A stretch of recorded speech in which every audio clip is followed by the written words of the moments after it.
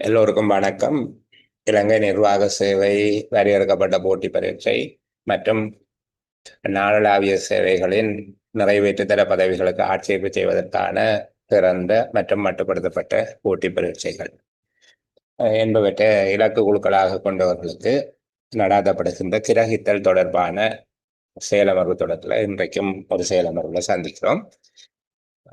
கடந்த கால வினாத்தாள்களை அடிப்படையாக வைத்துக்கொண்டு அவற்றுக்குரிய விடைகளை மட்டும் தேடாமல் அவற்றை பகுப்பாய்வு ரீதியாக கற்றுக்கொள்ள தரப்பட்ட உரைப்பகுதியை வெறுமனே அதனுடைய சாராம்சத்தை எழுதுதல் அல்லது வினவப்பட்ட வினாக்களுக்கு மட்டும் விடையளித்தல் என்ற கோணத்தில் இல்லாமல் அதை வெவ்வேறுபட்ட அணுகுமுறைகளுக்கூடாக எல்லா பரீட்சைகளுக்கும் ஏற்ற வகையில் அதுபோல ஒவ்வொரு பரீட்சையிலும் வினாத்தாள்களின் கட்டமைப்பில் ஏற்படக்கூடிய எதிர்பாராத மாற்றங்களை தாங்கும் வல்லமை கொண்டவர்களாக நம்முடைய பிள்ளைகள் இருக்கும் வகையில் ஒவ்வொரு வினாத்தாளையும் அந்த விதமாக அணுகி நாங்கள் தொடர்ச்சியாக பேசிக்கொண்டு வருகிறோம்.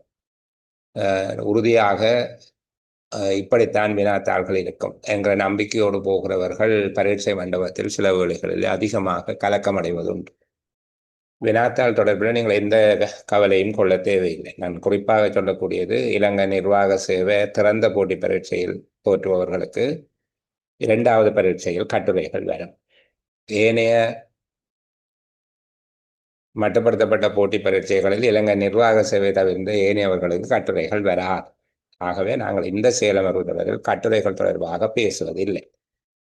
கட்டுரைகள் பற்றி தனியாக இலங்கை நிர்வாக சேவை வரையறுக்கப்பட்ட போட்டி பரீட்சைக்கு தோற்றுபவர்களுக்கு என பிரத்யேகமாக செயலமர்வுகள் நடைபெறும். அதற்கு விசேடமாக இதற்கு மேலதிகமாக நாட்கள் ஒதுக்கி அது தொடர்பில் நாங்கள் பேசுவோம். ஆகவே ஏனைய போட்டி பரீட்சைகளில் தோற்றுபவர்கள் இது ஒரு பொது குழுமமாக இருப்பதில்லை, எந்த அசௌகரியங்களும் உங்களுக்கு இல்லை, அது தொடர்பில் அச்சமடைய வேண்டியது இல்லை. இது திரும்ப திரும்ப நான் ஒவ்வொரு செயலமர்வு ஆரம்பத்திலையும் சொல்லுவதற்கு ஒவ்வொரு காரணங்கள் உண்டு. ஒவ்வொரு விதமான அபிப்பிராயங்களினால கலக்கமடைகிற என்னுடைய சகோதரர்கள் சகோதரிகள் ஒரு தோழன் தோழி நெருக்கமடையக்கூடாது என்பதற்காக நான் அவர்களுக்கு தெளிவுபடுத்தும் வகையில் இதை பேசுவதுண்டு.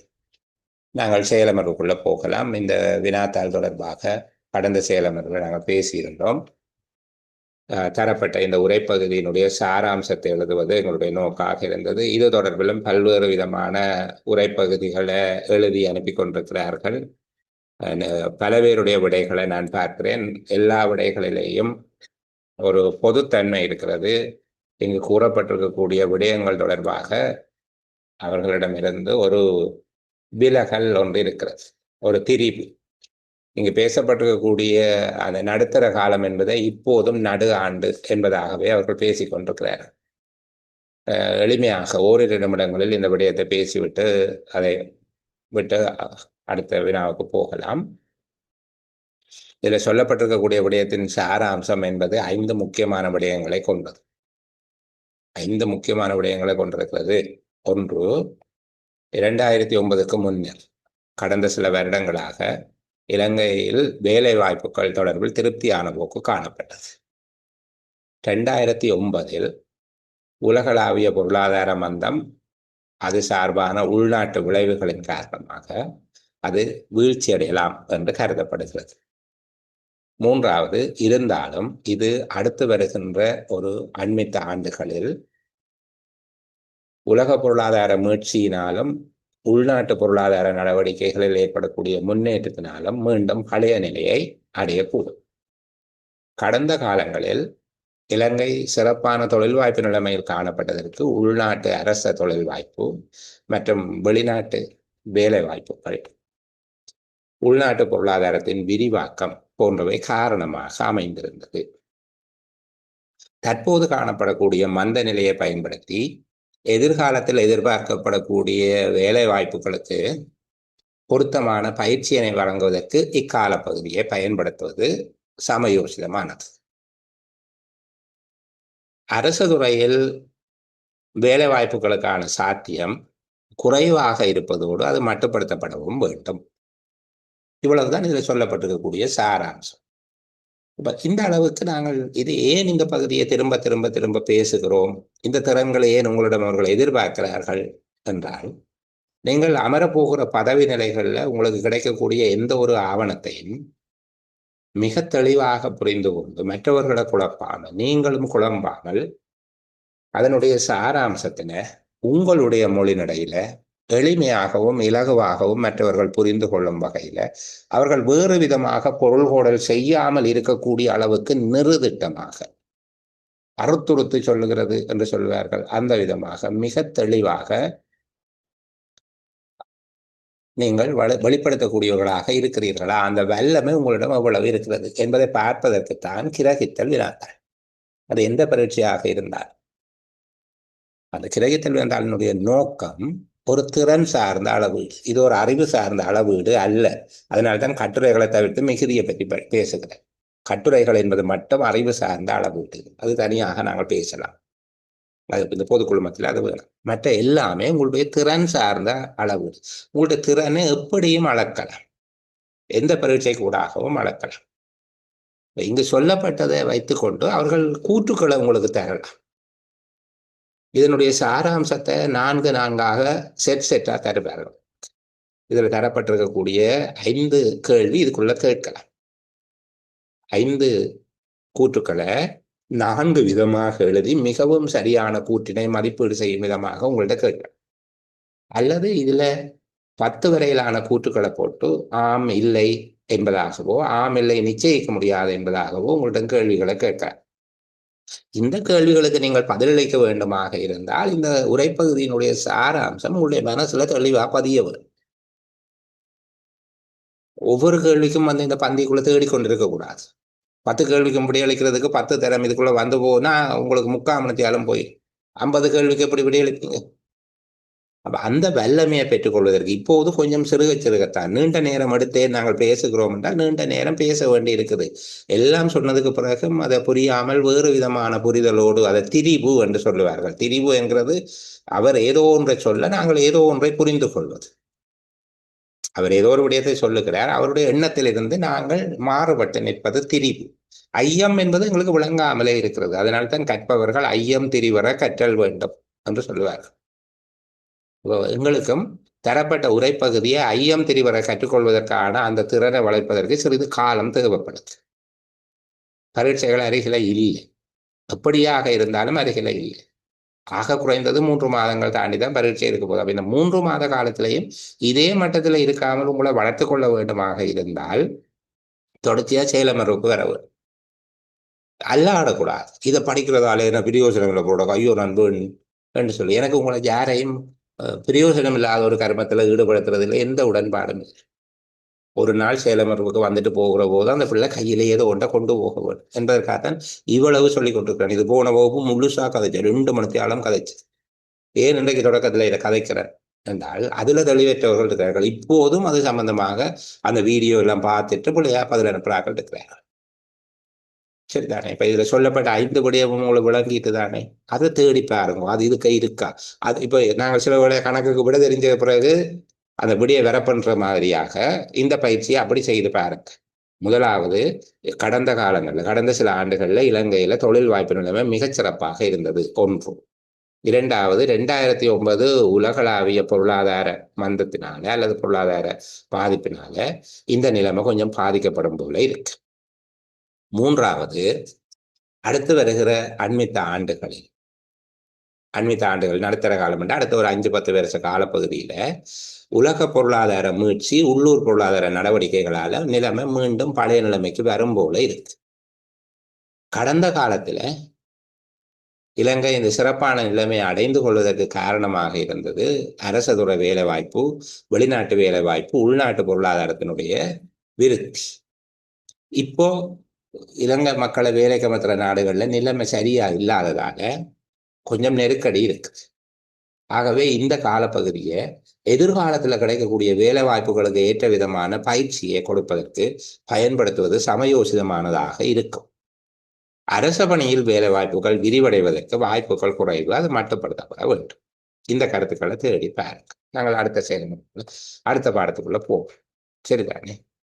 எனக்கு நேரத்தை கொண்டு போறது என்னுடைய நோக்கம் அல்ல. ஆனால் இதை புரிந்து கொள்ளாமல் சிரமப்படக்கூடாது என்பதிலேயும் நான் தெளிவாக இருக்கிறேன். சரி, இந்த பகுதியை பார்ப்போம். பின்வரும் உரைப்பகுதி ஒவ்வொன்றின் இறுதியிலும் 1, 2, 3 என இலக்கமிடப்பட்ட 3 கூற்றுக்கள் தரப்பட்டுள்ளன. இவற்றுள் எந்த கூற்று இவ்வுரைப்பகுதியின் உள்ளடக்கத்துக்கு மிக பொருத்தமானது என்பதனை குறிப்பிடுது. இப்ப நாங்கள் கூற்றை மட்டும் பார்க்க போறதில்லை, நான் அடிக்கடி சொன்னது போல. இனி உங்களுக்கு தெரியும், விடைக்கு 6வது 1 என்றால் இப்படி 1 என எழுத வேண்டும். அது மாதிரியாக தந்திருக்கிற அறிவுறுத்தல்களை நீங்கள் சரியாக வாசித்துக் கொள்ளுங்கள். உரைப்பகுதியை வாசிப்பு. உயர்ந்த படுகடன்களை தீர்ப்பனவு செய்வதற்கு, இன்னும் கொஞ்சம் இதை அளவை சரிப்படுத்தினா உங்களுக்கு வாசிக்கிறதுக்கு வசதியாக இருக்கும். உயர்ந்த படுகடன்களை தீர்ப்பனவு செய்வதற்கு எதிர்காலத்தில் கூடிய அளவு மூல வளங்கள் தேவைப்படுகின்ற நிலையில் முக்கிய உட்கட்டமைப்பு வசதிகளை வழங்கும் செயற்திட்டங்களில் அரசாங்கம் முழுமையாக நிதியிடுவது உயர்ந்த இறைச்சுமையினை ஏற்படுத்தும். ஆகையால் முக்கிய உட்கட்டமைப்பு வசதிகளில் நிதியிடுவதிலும் தொழிற்படுத்துவதிலும் தனியார் துறையின் பங்கேற்பு ஊக்குவிக்கப்படல் வேண்டும். இறைத்தடைகள் காணப்பட்ட போதும் உட்கட்டமைப்பு அபிவிருத்திக்கான வரவு செலவு திட்ட ஆதரவு தொடர்ந்தும் கிடைப்பது வரவேற்கத்தக்கதாக உள்ள வேளையில் அரச முதலீடுகளுக்கு துணை நிரப்பு செய்வதற்கும் உட்கட்டமைப்பின் உறுதியான அபிவிருத்திக்கும் அரச தனியார் பங்குடைமையினூடாக பெருமளவு தனியார் நிதியிடலை ஊக்குவிப்பதற்கு கூடிய அளவு முயற்சிகளை மேற்கொள்வது அவசியமானதாகும். உண்மையில் அரச தனியார் பங்குடைமை என்பது அரசாங்கத்திற்கும் தனியார் துறைக்கும் இடையிலான கூட்டு முயற்சி ஆகும். இங்கு தனியார் துறையானது மூலதனத்திற்கு பங்களித்து முகாமைத்துவத்தில் ஈடுபட்டு லாபத்தில் அல்லது நட்டத்தில் பங்கு கொள்கிறது. திரும்ப இந்த பகுதியை திரும்ப பார்ப்போம் பிள்ளைகள். உயர்ந்த படுகடன்களை தீர்ப்பனவு செய்வதற்கு எதிர்காலத்தில் கூடிய அளவு மூலவளங்கள் தேவைப்படுகின்ற நிலையில் முக்கிய உட்கட்டமைப்பு வசதிகளை வழங்கும் செயற்திட்டங்களில் அரசாங்கம் முழுமையாக நிதியிடுவது உயர்ந்த இறைச்சுமையினை ஏற்படுத்துமாகையால் முக்கிய உட்கட்டமைப்பு வசதிகளில் நிதியிடுவதிலும் தொழிற்படுத்துவதிலும் தனியார் துறையின் பங்கேற்பு ஊக்குவிக்கப்படல் வேண்டும். இறைத்தடைகள் காணப்பட்ட போதும் உட்கட்டமைப்பு அபிவிருத்திக்கான வரவு செலவு திட்ட ஆதரவு தொடர்ந்தும் கிடைப்பது வரவேற்கத்தக்கதாக உள்ள வேளையில் அரச முதலீடுகளுக்கு துணை நிரப்பு செய்வதற்கும் உட்கட்டமைப்பின் உறுதியான அபிவிருத்திக்கும் அரச தனியார் பங்குடைமையினூடாக பெருமளவு தனியார் நிதிகளை ஊக்குவிப்பதற்கு கூடிய அளவு முயற்சிகளை மேற்கொள்வது அவசியமானதாகும். உண்மையில் அரச தனியார் பங்குடைமை என்பது அரசாங்கத்திற்கும் தனியார் துறைக்கும் இடையிலான கூட்டு முயற்சியாகும். இங்கு தனியார் துறையானது மூலதனத்திற்கு பங்களித்து முகாமைத்துவத்தில் ஈடுபட்டு லாபத்தில் அல்லது நட்டத்தில் பங்கு கொள்கிறது. சரி, நான் 2 தடவை வாசிச்சுட்டேன். நீங்களும் எல்லாரும் வீட்டில் இந்த பேப்பர் வாசிச்சு ஏதோ ஒரு விதமாக விட செய்து கொண்டுதான் வந்திருப்பீங்க என்று நம்புகிறேன். இதுதானே? அப்படி இல்லாதவர்கள் தொடர்பில் பேசுவது நேர விரயம். நாங்கள் அதை பற்றி பேச வேண்டாம். இப்போது என்னுடைய கேள்வி, இந்த உரைப்பகுதி எழுதிய உரையாசிரியருடைய நோக்கம் என்ன? நான் கேட்பவர்கள் மட்டும் பதில் சொல்லுங்க. மைக்கோன் பட்டுக்க. இந்த உரைப்பகுதி எழுதிய உரையாசிரியருடைய நோக்கம் என்ன? ஹில்மிக்கு கொஞ்சம் லேட்டா சான்ஸா. ஆரணி. தனியார் துறையையும் அரச துறையும் ஒன்றாக சேர்த்து வந்து எனக்கு சாராம்சம் இல்லை, இது எழுதியதன் நோக்கம் என்ன?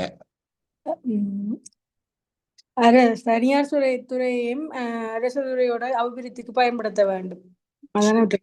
சரி, ஹில்மன், இதை எழுதியவருடைய நோக்கம் என்ன? உரையாசிரியருடைய நோக்கம் என்ன?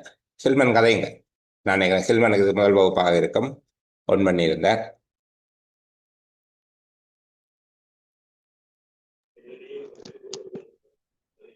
சரி, அவரை காண இல்லை. தூசி கதைங்க. சார், இப்ப இந்த உட்கட்டமைப்பு வசதிகள்ல அபிவிருத்திக்கு தனியே அரசாங்கம் மட்டும் பங்களிப்பு செய்யறது வந்து இறைச்சுமையை ஏற்படுத்தும்ன்றதுனால இதுல அரசும் தனியாரும் சேர்ந்து கூட்டு முயற்சி செய்தா நல்ல அந்த ஊக்குவிக்கணும் என்ற மாதிரி சொல்றாங்க. சரி, இந்த கேள்விக்கு வேற விதமாக நான் பதில் சொல்லுவேன் என்பவர்கள். சஜிதா. என்னடா சார், அரசு துறையில வந்து என்னுடைய கேள்வியை முதல் தனியார் துறை திரும்ப ஒரு தடவை என்னுடைய கேள்வியை சொல்லுகிறேன். இந்த உரைப்பகுதியை எழுதிய உரையாசிரியருடைய நோக்கம் என்ன? அதாவது இந்த உரைப்பகுதியை உரையாசிரியர் ஏன் எழுதுகிறார் என்று கேட்க. அரசாங்க உட்கட்டமைப்பு வசதிகள்ல வந்து தனியார் துறை சொல்ற பங்குடைமை அதிகரிக்கு. சரி, கார்த்தி சொல்லுங்க. அரசு துறையானது தனியார் துறையோட சேர்ந்து செயற்படணும். ஓகே. அவுபர், எம்பி அவுபர் சொல்லுங்க. Thank you sir. அபிவிருத்தி தொடர்பான முயற்சி.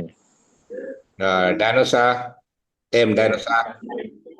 படுகடன்களை தீர்ப்பதற்கான வழி இருக்க வேண்டும் என்று சொல்றாங்க. சரி, சரி. இப்போ இது வரைக்கும் பேசினாக்கள் மெக்கானிக் பாட்டுங்க. மௌயூத் கதைங்க. முகமது மௌயூத்.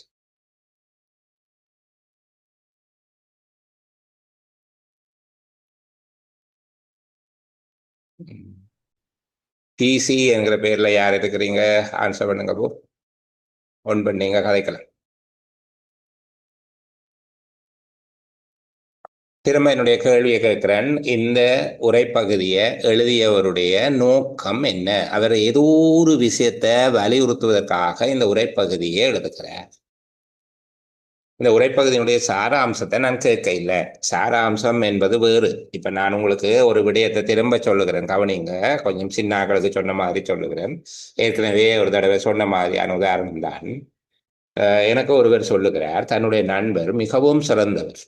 அவர் ஒரு சகலதுறை வீரர். விளையாட்டில் இருந்தாலும் சரி,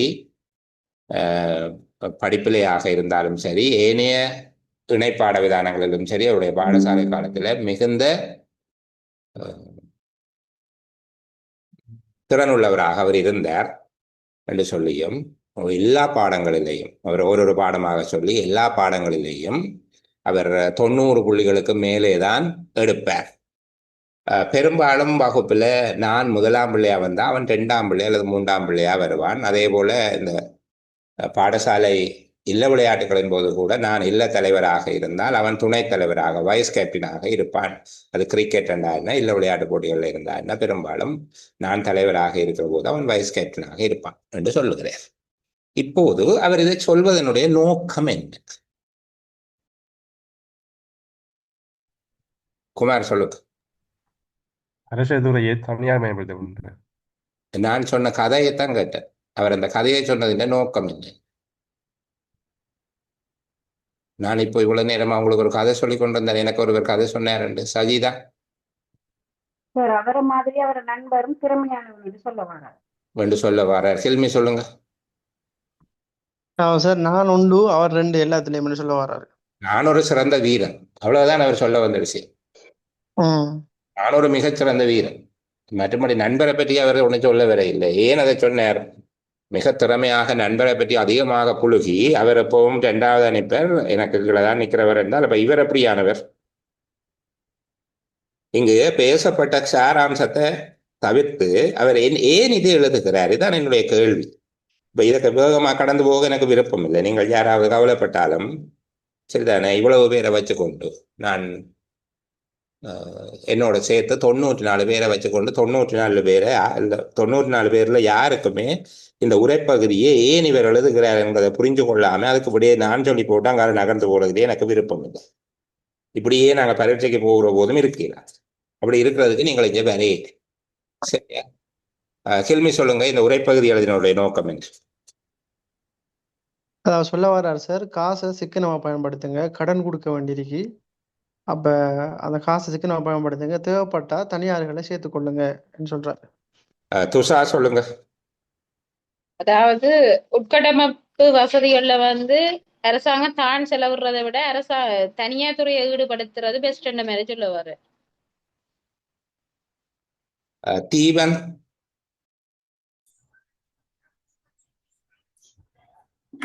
ஒரு ஆள் ஒண்ணுல இருக்கிறீங்க, கதைக்கிறீங்க இல்ல, உங்களுக்கு தெரியணும் நீங்க என்ன பேர்ல இருக்கிறீங்கன்னு. சரி, பிசி என்ற பேர்ல யார் இருக்கிறது?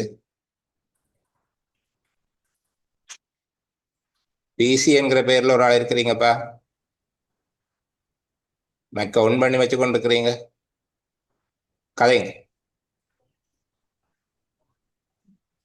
திரு கதைங்கள் சைபர் 79 IAT சார் அந்த அதாவது நிதி ஏறுறதை பற்றி தான் சொல்றேன். முதலீடை எப்படி கொண்டு வரும்? பிரசாந்த் கதைங்க. சார் நாட்டின் இறைச்சுமையை குறைக்கிறதுக்கு சார் தனியார் துறையின் பங்களிப்பை சேர்த்துக்கொள்றதுன்ற ஓரளவுக்கு அண்மித்த விட அபோகாயன். ஓம் சார், நாட்டினுடைய வருமானம் வந்து மிக குறைந்ததாக இருக்குது. அந்த இதுல அந்த வரி வந்து அரசுக்கு சுமையானதாக இருக்கிறது. அரசுடைய வருமானம் மிக குறைவுங்கிறது இல்லை வரார். ஓகே சிவா கதைங்க வந்துட்டீங்க, பாப்போம் என்னன்னு. என்னுடைய கேள்வி விளங்குது தானே, இந்த உரைப்பகுதி எழுதிய உரையாசிரியருடைய நோக்கம் என்ன என்று ஒரு கேள்வி கேட்டால், இப்படி ஒரு உரைப்பகுதியை தந்துட்டு 5 கேள்விக்கு விடை எழுதும்படி கடந்த பரீட்சைகளில இலங்கை கல்வி நிர்வாக சேவை போட்டி பரீட்சையில அவ்வாறு கேட்டிருக்கிறார்கள். இப்படி ஒரு உரைப்பகுதியை தந்து போட்டு 5 கேள்வியை முழுவதும் புறவயமான வினாக்கள் வரும் என்று சொல்லிவிட்டு கேட்டிருக்கிறார்கள். இந்த பந்தியினுடைய நோக்கத்தை சொல்லுங்கோ என்று சொல்லி. சிவா சொல்லுங்கம்மா. அரசு தனியார் துறை ரெண்டும் ஒரு கூட்டு முயற்சியோட இயங்கித்தான் சார் அதன் அபிவிருத்தியை காணலாம் சொல்றேன். ஏறத்தாழ கணிசமான முன்னேற்றம் இருக்குது உங்கள்கிட்ட மற்றவர்களை விட. நிசாந்தன், மிசிஸ் நிசாந்தன். சார் தனியார் துறையினுடைய பங்களிப்பு அவசியம்ங்கிறத வலியுறுத்துறார். அவருடைய நோக்கம் தனியார் துறை அவசியம்ங்கிறது. Great answer. இங்கு அரச தனியார் துறை கூட்டுணைவின் முக்கியத்துவத்தை அல்லது தனியார் துறை பங்களிப்பின் அவசியத்தை வலியுறுத்துவது அவருடைய நோக்கம். இந்த சாராம்சத்தை நான் கேட்கல. நோக்கம் என்று கேட்டா சாராம்சம் எழுதினா சிரிச்சிட்டு வெட்டிட்டு கடந்து போவாங்க. சரியா? நீங்கள் சொன்ன விடைகளை இப்போது மதிப்பிட்டு பாருங்க. இங்கே அவர் இவ்வளவு தூரம் குத்தி முறிகிறார் என்று சொல்லுவோம் நாங்கள். அவர் குத்தி முறிகிறதுக்கு என்ன காரணம்? அரச தனியார் கூட்டு முயற்சியை நியாயப்படுத்துவது. அரச தனியார் கூட்டு முயற்சிக்கான நியாயப்பாட்டை முன்வைப்பதுதான் அவருடைய நோக்கம். அல்லது தனியார் பங்குடைமை, உண்மையில அரச தனியார் பங்குடைமையின் முக்கியத்துவத்தை பேசுவது. இது PPP என்று சொல்லி இன்றைக்கு உலகத்துல முக்கியமான ஒரு எண்ணக்கரு. இது அப்பவே அவங்க சொல்லியிருக்கிறாங்க. இது கடந்த ஒரு 15-20 வருடங்களாக பப்ளிக் பிரைவேட் பார்ட்னர்ஷிப் ங்கிறது ஒரு மிகப்பெரிய உலக பொருளாதார எண்ணக்கரு. அந்த எண்ணக்கருவை இந்த கீழே இருக்கிற 3 கூற்றை மதிப்பிடுறது என்னுடைய நோக்கம் இல்லை, அதுக்கு அவதானமா இருக்கு. அந்த எண்ணக்கருவை இலங்கைக்கு வலியுறுத்துவதுதான் அவருடைய நோக்கமாக இருக்கிறது. இது எழுதினவர் அதைத்தான் சொல்லுங்க. அரச தனியார் பங்குடைமையின் முக்கியத்துவத்தினை வலியுறுத்துவது இந்த உரைப்பகுதியினுடைய நோக்கமாக இருக்கு. அதற்கான அவர் முன்வைக்கிற நியாயப்பாடுகள் அது. அல்லது அரசின் இயலாமையை சொல்லுவதற்கு, அரசு தனியார் பங்களிப்பை பெற்றுக்கொண்டே ஆக வேண்டும் என்பதற்காக அவர் முன்வைக்கிற நியாயங்கள் எத்தனை இங்க இருக்கு, எத்தனை ரசனல் முன்வைக்கிறார். அரசு தனியார் துறையின் பங்களிப்பை பெறுவது அவசியமானது என்பதை நியாயப்படுத்துவதற்கு அவர் முன்வைக்கும் நியாயப்பாடுகள் எத்தனை இங்க இருக்கு? துஷா? 2 இருக்குது. எனக்கு அந்த 2ஐயும் விவரிக்க இயலுமா? ஒன்று வீடு அந்த உட்கட்டமைப்பு வசதிக்கு தேவையான நிதி தேவையா இருக்குது, அது அரசாங்கத்திட்ட போதாம இருக்கிறது உண்டு. மூல வளங்களும் பற்றாக்குறையாக இருக்கிறது. மூல வளங்கள் என்று அவர் சொல்லுகிற விடயமே இதுக்கு தேவையான அந்த மூலதனம். மூலதனம் அப்படின்னா அது நிதிதானே. மூலதனம் என்றாலும் நிதிதானே. அதுக்கு அவர் 2 நியாயமான காரணங்கள் சொல்லுகிறார். நான் அதை ஏற்றுக்கொள்ளுகிறேன். தனியார் துறையின் பங்களிப்பு ஊக்குவிக்கப்பட வேண்டும் என்பதற்காக அவர் சொல்லுகிற 2 நியாயமான காரணங்கள், 2 நியாயப்பாடுகள் என்று சொல்லுவோம் நாங்கள். ஜஸ்டிபிகேஷனும் ரசனல். கார்த்தி சொல்லுங்க. சார், உயர்ந்த படுகடன் மற்றது உயர்ந்த இறைச்சுமை சொல்றேன். கிரேட். 2 விடயங்களை சொல்லுகிறார். என்னென்றால் அரசாங்கத்தினுடைய மூல வளங்கள்ல பெருமளவு மூல வளங்கள் எதிர்காலத்துல கடனை திருப்பி கொடுக்கறதுக்கே போயிடும். அதனுடைய கருத்து என்னன்னா, அரசாங்கத்துக்கு கிடைக்கக்கூடிய நிதி வளங்களில் மூல வளம் என்பது அரசாங்கத்தினுடைய சொத்துக்கள், நிதி சொத்துக்கள் என்று வச்சுக்கொள்ளுங்களேன். அரசாங்கத்துக்கு கிடைக்கக்கூடிய மூல வளங்களில் பெருமளவு கடன்களை திருப்பி செலுத்துவதற்கே செலவாகிவிடும். சரியா? இரண்டாவது, இந்த உட்கட்டமைப்பு வசதிகள், அதற்கான செயற்திட்டங்களில் உட்கட்டமைப்பு வசதிகளை வழங்கும் செயற்திட்டங்களில் அரசாங்கமே முழுசா காசை போடுவது, அரசாங்கமே முழுதாக நிதியிடுவது உயர்ந்த இறைச்சுமையினை ஏற்படுத்தும் என்று சொன்னால், அரசாங்கத்தின் வரவு செலவு திட்டத்தில் அல்லது அரசாங்க வருமானத்துக்கும் செலவுக்கும் இடையிலான விடயத்தில் மிகப்பெரிய பாதிப்பொண்டு ஏற்படுத்தும். இறைச்சுமை என்றால் அரச வருமானத்துக்கும் செலவுக்கும் இடையிலான அந்த முகாமை செய்வதிலே காணப்படுகிற அழுத்தம், கடினத்தன்மை. சரி, அப்ப இறைச்சுமை என்பது அரசாங்கத்தினுடைய வருமானத்தின் மீது மிகப்பெரிய பொறுப்பித்தல்களை இது கொண்டு வந்து விடும். இந்த ரெண்டு காரணங்களினால, ஒன்று, எதிர்காலத்தில் அரசாங்கத்துக்கு வார காசு கடனை கொடுக்கவே போதுமாகத்தான் இருக்கும். கடனை கொடுக்கறதுக்கு பெருமளவு காசு தேவைப்படும். இப்ப பட்ட கடனை கொடுக்கறதுக்கு பெருமளவு நிதி அதுக்கே, கடனை திருப்பி கொடுக்கறதுக்கே போயிடும். அப்போ உட்கட்டமைப்பு வசதிகளில் செலவிடுவதற்கு நிதி போதுமானதாக இருக்காது. ரெண்டாவது, அப்படியும் அரசாங்கம் செலவு செய்யுமாக இருந்தால் இறைச்சுமை ஏற்படும். இறைச்சுமை என்றால் அரசாங்கத்துக்கு வருமான பற்றாக்குறை ஏற்படுதல் அல்லது மக்கள் மீது பெருமளவு வரியை சுமத்த வேண்டிய சூழ்நிலைக்கு அரசாங்கம் தள்ளப்படுது. இப்படியான நிலைமைக்கு வரும். ஆகவே முக்கியமான உட்கட்டமைப்பு வசதிகளில் நிதியிடுதல் மற்றும் அதனை ஆப்பரேட் பண்றது, தொழிற்படுத்துதல். முக்கியமான உட்கட்டமைப்பு வசதிகளில் நிதியிடுதல் மற்றும் தொழிற்படுத்துதல். சரிதானே? அப்போ இதுக்கு தனியார் துறை ஊக்குவிக்கப்பட வேண்டும் என்று சொல்லுகிறேன். நெருக்கடி மிகுந்த நிலை. இப்ப இங்கு உரையாசிரியர் ஓரிடத்துல அரசின் கருமத்தினை பாராட்டுகிறார். உரையாசிரியர் அரசின் செயற்பாடு தொடர்பாக, அரசு மேற்கொள்ளுகிற கருமம் தொடர்பாக ஓரிடத்துல பாராட்டு தெரிவிக்கிறார். உரையாசிரியர் அரசினை அல்லது அரசின் கருமங்களை பாராட்டுவதற்கான காரணம் என்ன? துஷாவன்ல இருக்கிறீங்க, சரி சொல்லுங்க. வேற இல்லை, உங்களுக்கு வாய்ப்பு தார். வரவு செலவு திட்டத்துல அந்த உட்கட்டமைப்பு அபிவிருத்திக்கான ஆதரவு தொடர்ந்து கிடைச்சிருக்குன்னு சொல்லுங்க. உட்கட்டமைப்பு அபிவிருத்திக்கான ஆதரவு தொடர்ந்தும் கிடைப்பது மட்டும் சூழல் இல்லை, அதை விட அழகா சொல்லும். இன்னும் அழகா வேலும் உங்களுக்கு. அந்த உட்கட்டமைப்பு அபிவிருத்தி தேவையான வரவு செலவு திட்டத்துல இருக்கிற ஆதரவு கிடைக்கிறதோட அரசு முதலீடுகளுக்கு துணை நிரப்பு செய்வதற்கும் உட்கட்டமைப்பு அபிவிருத்தி செய்தது இல்லை. அதுக்கு அங்கால அது வேற விஷயம்.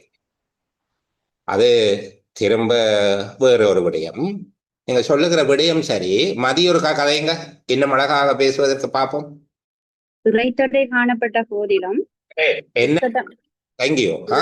என்ன உட்கட்டமைப்பு அபிவிருத்திக்கு வரவு செலவு திட்ட ஆதரவு தொடர்ந்து கிடைப்பது வரவேற்கக்கூடிய விடயம் அல்ல. என்றால் இறைத்தடைகள் காணப்பட்ட போதும், இப்ப பிள்ளை படிப்பிக்கிறதுக்கு அப்பா காசு செலவழிக்கிறார் என்கிறது முக்கியம் அல்ல. குடும்பம் வறுமையில் இருந்த போதும் பிள்ளையை படிப்பிக்கிறதுக்கு அப்பா காசு செலவழிச்சார் என்பதுதான் கிரேட்னஸ். இங்க சொல்லப்படுகிற கிரேட்னஸுக்கு காரணம் என்ன? அரசு பாராட்டப்படுவதற்கு காரணம் என்ன?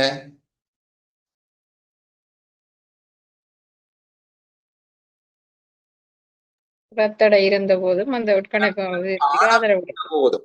இறை தடைகள் என்பது அரசாங்கத்தின வருமானத்துல பற்றாக்குறை அல்லது நெருக்கீடுகள், இப்படி சரிதானே. இறை தடைகள் காணப்பட்ட போதும் உட்கட்டமைப்பு அபிவிருத்திக்கான வரவு செலவு திட்ட ஆதரவு, அதாவது வரவு செலவு திட்டத்துல உட்கட்டமைப்பு அபிவிருத்திகளுக்கு என்ன அரசாங்கம் பெருமளவு நிதியை கொடுக்குது போல இருக்கு. ஆதரவு என்று சொல்றாங்க, பெருமளவு நிதியை அல்லது நிதியை கொடுக்கிறது. சரிதானே. தொடர்ந்தும் கிடைப்பது வரவேற்கத்தக்கதாக உள்ள வேளையில் அது நல்லது. இடைத்தடை காணப்பட்டாலும் அரசாங்கம் தொடர்ந்து இப்படி செய்கிறது வரவேற்கக்கூடியது. ஆனால் இப்படியே தொடர்ந்து செய்து கொண்டிருக்காமல் இன்னும் ஒரு காரியம் அவசியமானது என்று சொல்லுகிறார். சரிதானே. பாருங்க, இந்த பகுதியில இருந்து இந்த பகுதி வரைக்கும் ஒரு விடயத்தை சொல்லுகிறார். இப்போ உங்களுக்கு இறைத்தடை இருக்குது, இருந்தாலும் நீங்கள் உட்கட்டமைப்பு அபிவிருத்திக்கான வரவு செலவு திட்ட ஆதரவை தொடர்ந்து வழங்குகிறீர்கள். ஆனால் தனியார் பங்குடைமையினை பெற்றுக்கொள்வதனூடாக, அரச தனியார் பங்குடைமையின் ஊடாக பெற்றுக்கொள்ளக்கூடிய விளைவு என்ன என உரையாசிரியர் எதை குறிப்பிடுகிறார்?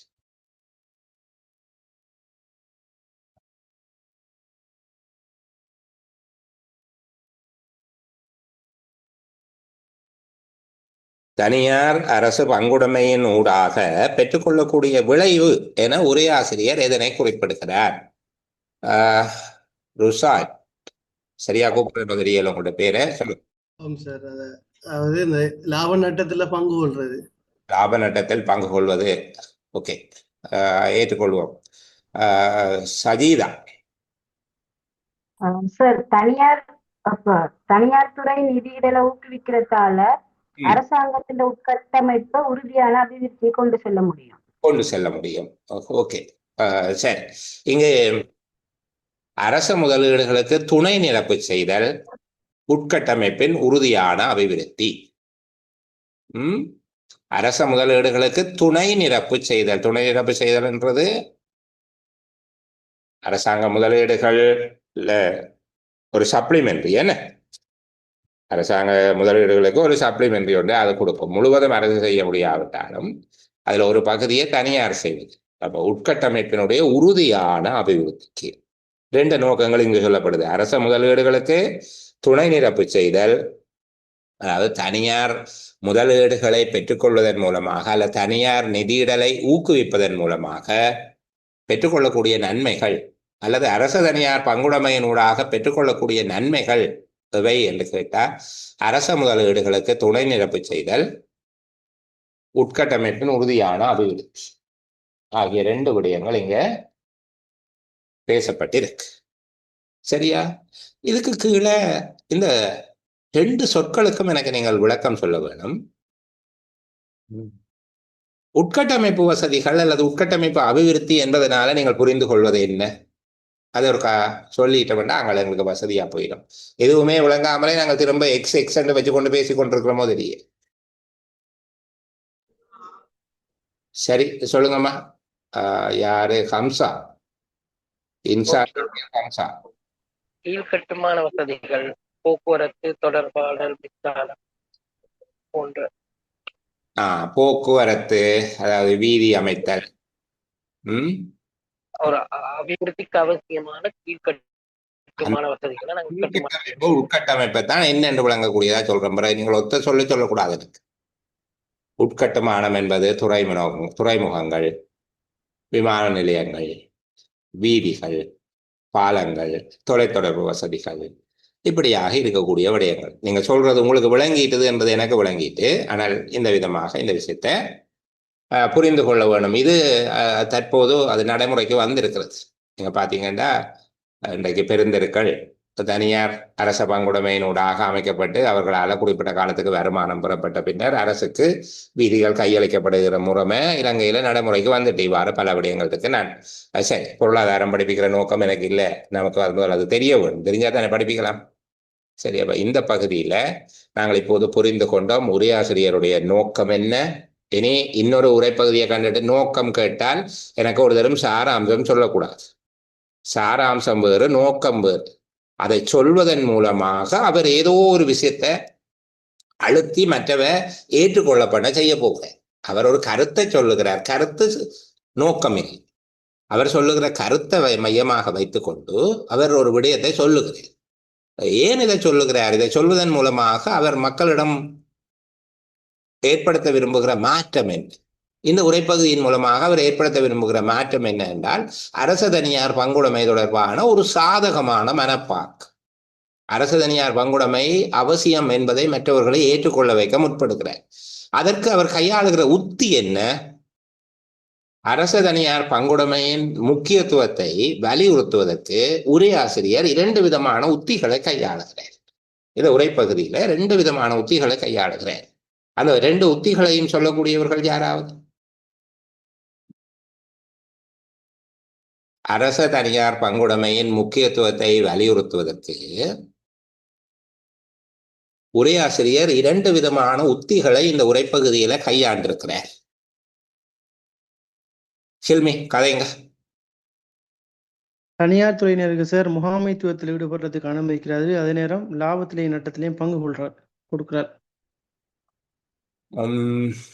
சரி, அது பரவாயில்லை, நான் ஏற்றுக்கொள்ளுகிறேன். ஆனால் முழுமையானபடியே நான் உங்கள்ட்ட வேற மாதிரி எதிர்பார்த்தேன். இப்ப என்னுடைய கேள்வி விளங்குதா?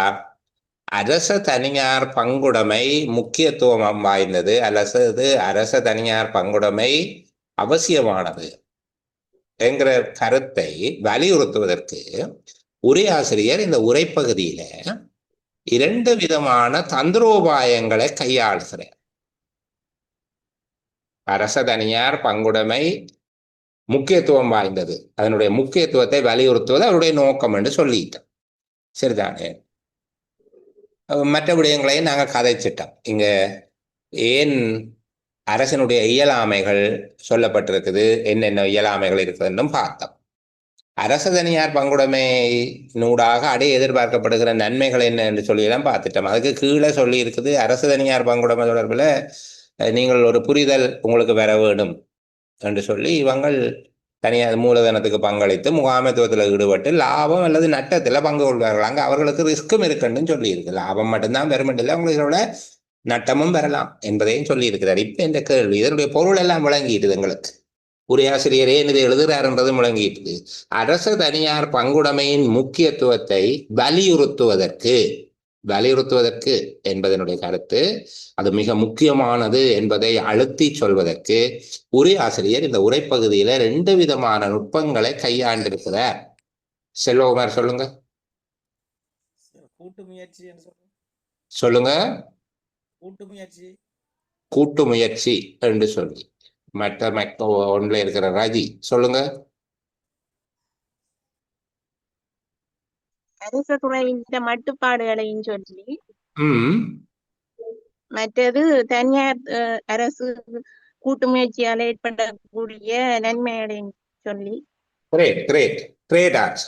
அரச தனியார் பங்குடைமை முக்கியத்துவம் வாய்ந்தது என்பதை அடித்து சொல்ற உரையாசிரியர் 2 நுட்பங்களை கையாண்டார். ஒன்று, அரசின் இயலாமைக்கு 2 காரணங்களை சொன்னார்.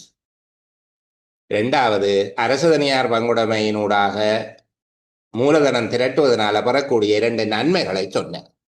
இதுதான் அவர் பயன்படுத்திய நுட்பம். Great answer. மிக அழகாக அந்த பந்தியை அவ்வளவு தூரம் விளங்கி கொண்டால் மட்டும்தான் அது சொல்ல இயலும். சரியா? பாருங்க, அரச தனியார் பங்குடைமையை நியாயப்படுத்துவதற்கு உரையாசிரியர் என்ன தந்திரோபாயத்தை கையாளுகிறார். இப்படி அனுபவிச்சு பார்க்கணும். இப்போ ஒரு பந்தி, அவருக்கு சின்ன பந்தி, சரியா? இப்படி அனுபவிச்சு பார்த்தா தான் ரொம்ப நேரம் செலவு செய்யலாம் இல்லையா? சரியா? நேரம் செலவழிக்கிறது நோக்கம் இல்லைப்பா. அப்படி பார்க்கணும். அந்த வேப்பம் பூவிலும் சிறு தேன்துளி உள்ளது என்பது போல அந்த உரைப்பகுதிக்குள்ள எவ்வளவு அழகா அதை கட்டமைச்சிருக்கிறான். சாதாரணமா இது ஒரு ரிப்போர்ட்டிங் மெத்தட். என்ன எப்படி ரிப்போர்ட்டிங் செய்கிறார் பாருங்க. கடைசியா இன்னும் ஒரு விஷயம், பட்டும் படாமலும் தொட்டும் தொடாமலும் சொல்லுகிறார். தனியார் துறை என்பது ஒட்டுமொத்தமாக அபகரித்து செல்லுகிற ஒன்று அல்ல, அவர்களுக்கும் ஒரு முயற்சி ஆண்மையின் ஆபத்து என்கிறதை அவர்கள் எதிர்கொள்ளுகிறார்கள். முயற்சி ஆண்மை என்பது லாபம் உழைக்கலாம் அல்லது நட்டத்தை எதிர்நோக்கலாம் என்கிற நிலைமையில தான் அவர்கள் இருக்கிறார்களே தவிர இங்க லாபத்தை அள்ளி கொண்டு போவதாக இருக்காது. அவர்கள் மூலதனத்துக்கு பங்களிக்கிறார்கள், முகாமை செய்கிறார்கள், அதன் விளைவுகளை அறுவடை செய்கிறார்கள் என்று அது அவர்களை நியாயப்படுத்துவது அங்கே ஒரு துணை கருத்தாக இருந்தாலும் முக்கியமா 2 இடத்துல அடித்தேன். சரியா? நியாயப்படுத்துறதுக்கு அரசினுடைய இயலாமையை சொன்னார். அவங்கள கொண்டு வந்தா என்ன வகையான நன்மைகள் வரும் என்று சொல்லி சொன்னார். தேங்க்யூ. அந்த விடயத்தை நான் எதிர்பார்த்தேன். இப்படி படிக்கணும். ஒரு பந்தி எடுத்து வச்சு அப்படி வாசிக்க, அவ்வளவு தூரம் அனுபவிச்சு வாசிச்சா நீங்க எந்த பந்தியை எந்த புத்தகத்தை வாசித்தாலும் அந்த வாசிப்பின் இனிமை வேறு. அதுக்கு பிறகு கிரகித்தல். அவர் கேள்வி கேட்டார், இதுக்குள்ள 4 கேள்வி 5 கேள்வி கேட்கலாம், கூற்று போடலாம். ஆனால் அவர் இங்க கீழே ஒரு 3 கூற்று தந்திருக்கிறார். இனி கூற்ற மதிப்பிடுவோம். இதுக்கு மேலே இதுக்குள்ள நேரம் செலவழித்தால் அது மன்னிக்க முடியாத மகாபெரும் தவறு. ஏன்னா அது மன்னிக்க முடியாத மகாபெரும் தவறாக முடியும். 3 கூற்றுகள் மதிப்பிடுவோம். முக்கிய உட்கட்டமைப்பு வசதிகளை வழங்கும் செயற்திட்டங்களுக்கு அரச வரவு செலவு திட்டத்தின் ஆதரவு வரவேற்கத்தக்கதாக இருப்பினும் அதற்கு மேலதிகமாக மூலதனமிடலுக்கு தனியார் துறையின் பங்கேற்பும் ஊக்குவிக்கப்படல் வேண்டும். உட்கட்டமைப்பு வசதிகளின் அபிவிருத்திக்கு அரச வரவு செலவு திட்டத்தில் நிதியினை ஒதுக்குவது உயர்ந்த இறைச்சுமையினை ஏற்படுத்துமாகையால் அரச தனியார் கூட்டு முயற்சியினூடாக தனியார் துறையின் பங்களிப்பு ஊக்குவிக்கப்படல் வேண்டும். அரச மற்றும் தனியார் துறைக்கும் இடையிலான கூட்டு முயற்சியினால் தனியார் துறையானது மூலதனத்துக்கு பங்களித்தல் உட்கட்டமைப்பு அபிவிருத்தி செயற்திட்டத்துக்கான நிதியிடலை முழுமையாக அரசு ஏற்றுக்கொள்வதை விட பொருத்தமானதாகும்.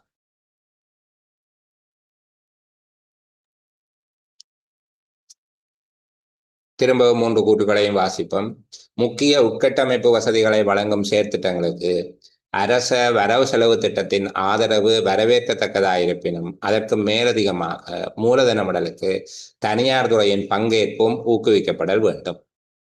2. உட்கட்டமைப்பு வசதிகளின் அபிவிருத்திக்கு அரச வரவு செலவு திட்டத்தில் நிதியினை ஒதுக்குவது உயர்ந்த இறைச்சுமையினை ஏற்படுத்துமாகையால் அரச தனியார் கூட்டு முயற்சியினூடாக தனியார் துறையின் பங்களிப்பு ஊக்குவிக்கப்படல் வேண்டும். 3.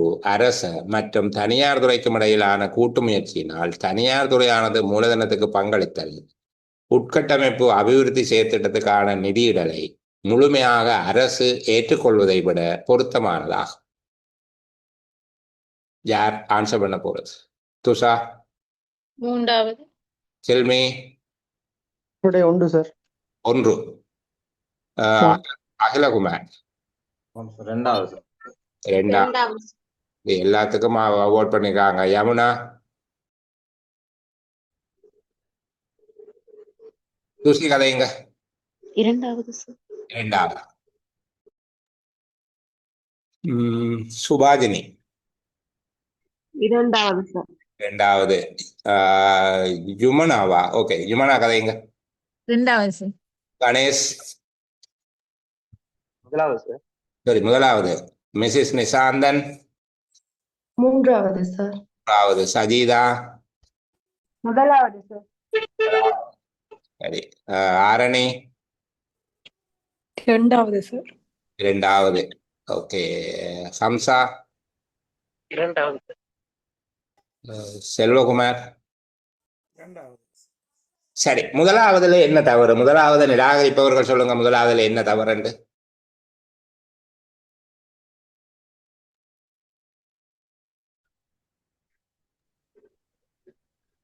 நிராகரிக்கிறதை விட 3வதுல முழுமையான முறையில அது சரிவா சொல்லப்பட்டிருக்குது.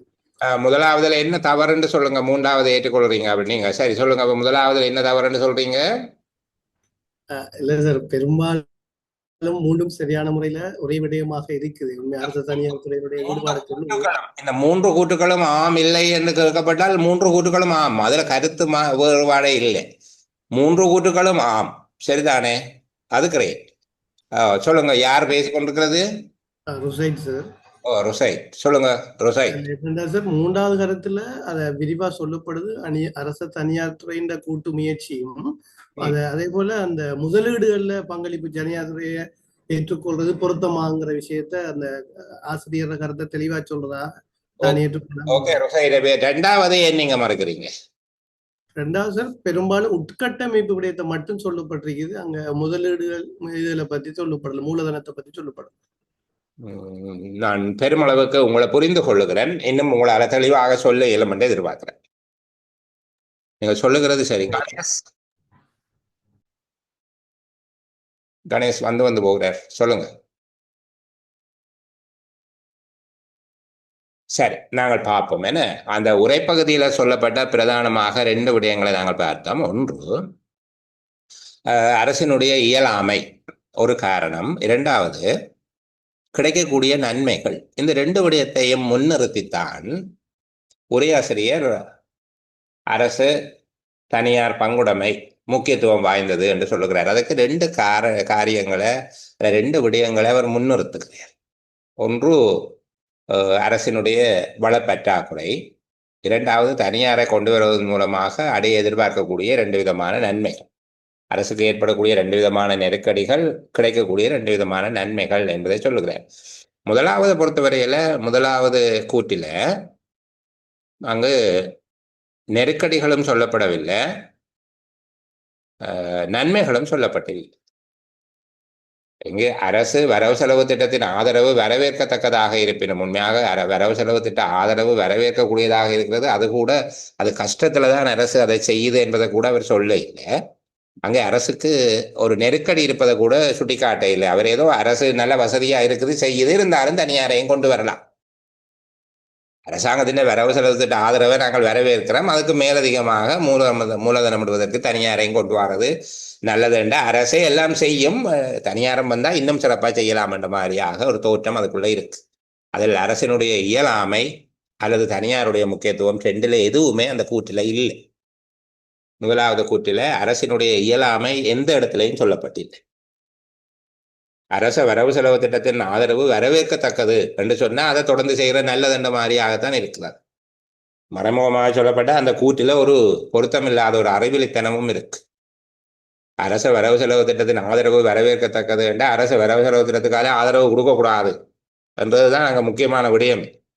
சரிதானே? ஆனால் ஒரு அறிவிலித்தனமாக அதை ஏற்கனவே கஷ்டப்பட்டு செய்யுது, இன்னும் கஷ்டப்படட்டும் அந்த மாதிரியாக சொல்லுகிற மாதிரி. அதுக்கு மேலதிகமாக தனியாரையும் கொண்டு வர அரசும் செழிப்பாக தான் இருக்குது, தனியாரையும் கொண்டு வந்தால் இன்னும் 2 பேருமா சேர்ந்து கொண்டு இருக்கலாம் என்பது போல ஒரு கூற்று. அது மனசுக்கு திருப்தி தரக்கூடிய பொருள் அல்ல அந்த விஷயம். ரெண்டாவது, இங்கு 2வது கூற்றில் அரசினுடைய பலவீனம் சொல்லப்பட்டிருக்கு. இறைச்சுமை ஒன்று ஏற்படுத்தும், அரசுக்கு ஒரு இறைச்சுமை ஏற்படும் என்று சொல்லுகிறார். அது மிகச் சரியான கூற்று. அந்த கூற்றில் நாங்கள் விமர்சிக்கிறது கொண்டுமில்லை. முதலாவதுல விமர்சித்தது மாதிரி முதலாவதுல ஒரு பலவீனத்தை கூட அவர்கள் கஷ்டத்தில் இருப்பது கூட மகிழ்ச்சி என்பது காட்டுவது போல 2வது கூற்றிலே அப்படி இல்லை.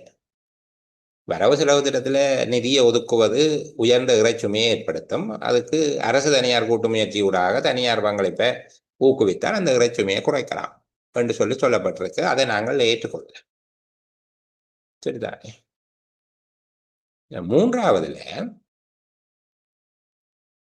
அரசு மற்றும் தனியார் துறைகளிலான கூட்டு முயற்சியினால தனியார் துறையானது மூலதனத்துக்கு பங்களித்தல், உட்கட்டமைப்பு அபிவிருத்தி செயற்திட்டத்துக்கான நிதியிடலை முழுமையாக அரசு ஏற்றுக்கொள்வதை விட பொருத்தமானதாகும். அப்போ இங்க தனியார் துறையினுடைய பங்களிப்பை பெற்றுக்கொள்வது என்பது தனிச்சு அரசாங்கம் செய்கிறதை விட அது பொருத்தமானது. அது பொருத்தமானதாகும் என்று சொல்லுகிறதுக்குள்ள காரணங்கள் எல்லாவற்றையும் உட்கடையாக வைத்திருக்கிறார். ஒரு பகுதியை மட்டும் சொல்லி அது வெவ்வேறு காரணங்களால பொருத்தமானதாக இருக்கும். 2வது, அதுக்குள்ள சொல்லப்படுகிற ஒரு வேறு கருத்துக்களை நாங்கள் அதுக்குள்ள உட்புகுத்த முடியவில்லை. இறைச்சுமையினை ஏற்படுத்தும் என்பதனால தனியாரை கொண்டு வர வேண்டும் என்று சொல்லியிருக்கிறேன். இறைச்சுமையை மட்டும் இல்லை, அதனுடைய நல்ல விளைவுகள் எல்லாம் உரைப்பகுதியில் சொல்லப்பட்டிருக்குது. 3வது, இவ்வாறு நிதியிடலை கொண்டு வருவது முழுசா அரசு செய்வதை விட பொருத்தமானது. இதுதான் அந்த உரைப்பகுதியினுடைய மைய பொருள். தனிச்சு அரசு தொலைப்படுவதை விட தனியாரையும் கொண்டு வருவது சிறந்தது. நான் இதுக்குத்தான் உங்களை திரும்ப திரும்ப திரும்ப கேட்டுக்கொண்டு வந்தேன். உரையாசிரியருடைய நோக்கம் என்ன, உரையாசிரியருடைய நோக்கம் என்ன, உரையாசிரியருடைய நோக்கம் என்ன? அவர் என்ன சொன்னார்? அரச தனியார் பங்குடைமையை நியாயப்படுத்துவது. அரச தனியார் பங்குடைமையை நியாயப்படுத்துவது என்றால் அது தனிச்சு தனியார் செய்வதை விட தனிச்சு அரசு செய்வதை விட தனியாரையும் சேர்த்து கொண்டு செய்வது மிகச் சிறந்தது என்பதை சொல்லுவதுதான் அவருடைய நோக்கம். அந்த நோக்கத்தை கூட்டாக கொண்டிருப்பதுதான் மிகச்சிறந்த கூட்டாக இருக்கும். 2வது கூற்றுல இல்லை, ஆனால் 2வதுல ஒரு பகுதியை விளக்கமாக சொல்லி இருக்குது, 3வதுல முழுமையாக சுருக்கமாக சொல்லப்பட்டிருக்கு. சரியா? சொல்லுங்க. இந்த ஒரு பகுதியில நாங்கள் பார்த்தது தனியார் துறையின் பங்களிப்பு அவசியம் என்றுதான் வலியுறுத்தி இருக்கு. இப்ப இந்த 3வதுல அந்த அரசு ஏற்றுக்கொள்வதை விட பொருத்தமானதாகும் என்ற ஒரு இது பாவிச்சிருக்கிறபடியா அந்த அவசியம் இம்பார்ட்டன்ட் அதை சொல்லாம பொருத்தமானதாகும் என்று நோமெல்லாம் சொல்லி இருக்கிறோம் சார். இப்போ என்னென்றால் அரச முதலீடுகளுக்கு துணை நிரப்பு செய்வதற்கும் உட்கட்டமைப்பின் உறுதியான அபிவிருத்திக்கும் அரச தனியார் பங்குடைமையினூடாக பெருமளவு தனியார் நிதிகளை ஊக்குவிப்பதற்கு கூடிய அளவு முயற்சிகளை மேற்கொள்வது அவசியம். இங்கு சொல்லுவதனுடைய கருத்து அரசு விலகி செல்வது மட்டும் இல்லை, அரசின் முயற்சியும் தனியாருடைய முயற்சியும் சேர்ந்ததாக இருந்தால் அது நல்லது. அந்த நல்லது என்கிறதுக்கு மேலையும் கீழையும் காரணம் சொல்லி இருக்கிறேன். 2வது கூற்றில நாங்கள் 2வது கூற்றில பிழை சொல்ல இல்லை. 2வது கூற்றில மேலே சொல்லப்பட்ட குறைபாட்டை மட்டும் முன்னிறுத்தி அந்த கருத்தை சொல்லுகிறேன். 3வதுல அவர் குறைபாட்டையும் முன்னிறுத்த இல்லை, விளைவுகளையும் முன்னிறுத்த இல்லை, ரெண்டையும் உள்ளடக்கியதாக அது பொருத்தமானது. அரசு ஏற்றுக்கொள்வதை விட அரசு தனியார் துறை கூட்டு முயற்சியினால தனியார் மூலதன பங்களிப்பை பெற்றுக்கொள்வது பொருத்தமானது என்று சொல்லுகிறார். இந்த பொருத்தமானது என்பதற்குள்ள அரசின் பலவீனங்களும் இருக்குது, அடையக்கூடிய நன்மைகளும் இருக்குது என்பதாக புரிந்து கொள்ளுகிறது. இரண்டாவதை விட இது இன்னும் புரோடானது. ஆனால் இது ஒரு கொம்ப்ரஸ் பண்ணப்பட்டது, ஒரு நெருக்கி அடைக்கப்பட்ட ஒரு பதில் என்கிறது. ஒரு விடயம் சொல்லுகிறேன், நல்ல கேள்வி அந்த சகோதரிக்கு நன்றி சொல்ல வேண்டும். உங்களுக்கு வருகிற கூற்றுக்கள்ல பெரும்பாலும் ஒரு உரைப்பகுதியில 2 முக்கியமான விடயங்கள் பேசப்பட்டிருக்கும். இந்த உரைப்பகுதியில அந்த பண்பை நீங்கள் காணலாம். ஒரு நோக்கம், 2 முக்கியமான கருத்துக்கள். அப்படித்தான் ஒரு உரைப்பகுதியை தெரிவு செய்கிறார்கள். நீங்கள் இனி வருகிற வினாத்தாள்கள்ல அந்த பண்பை இன்னும் அழகாக அவதானிக்கலாம். ஒரு நோக்கம், 2 முக்கியமான விடயங்கள். இங்கு ஒரு நோக்கம் சொல்லப்பட்டிருக்கிறது, அரச தனியார் பங்குடைமையினை நியாயப்படுத்துவது.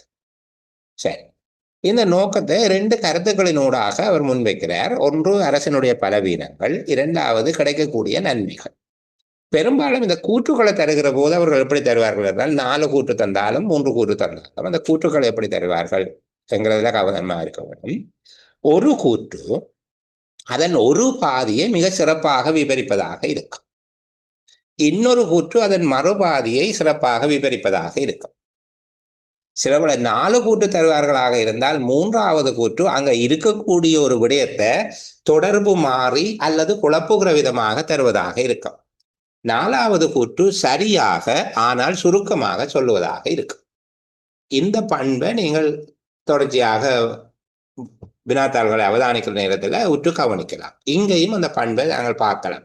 இதே டெக்னிக்கு எல்லா இடமும் கையாளலாம், அது பெரும்பாலான இடங்கள்ல கையாளலாம். இதுல 3வது விடை மிக பொருத்தமானது. சரிதானே? 2வதுக்கா 3வதுக்கா என்று கேட்டால் 2வது பொருத்தமானது, 3வது மிக பொருத்தமானது. திரும்ப ஒரு தடவை வீடியோ பாருங்க. தெளிவின்மை இருக்கிற ஆக்கள் தாராளமாக எனக்கு உங்களுடைய குரல் ஒலிப்பதிவில் பதில திரும்ப அல்ல தெளிவுபடுத்தலை கேட்கலாம். நான் அப்படி பல பேரை சொல்லி கொண்டிருக்கிறேன். அதுக்காக எல்லாரும் போடணும்னு யோசிக்கிறதில்ல. இயலுமான சந்தர்ப்பங்கள்ல எல்லாம் வீடியோவை பாருங்க. நாங்கள் மிக தெளிவாக அந்த உரைப்பகுதியை மதிப்பிட்டிருக்கோம். சரியா? அடுத்த உரைப்பகுதிக்குள்ள போகிறதுக்கு முன்னால ஒரு சின்ன பிரேக் கொண்டு விட்டுக் கொள்வோம். ஆஃப் ரெக்கார்டிங்ல ஏதாவது சொல்லுகிறதாக இருந்தா நல்ல கலந்துரையாடல். இதில் இந்த நிறைவாக சொல்லப்பட்ட பகுதியை நாங்கள் ஒருக்கா பார்க்க வேணும்.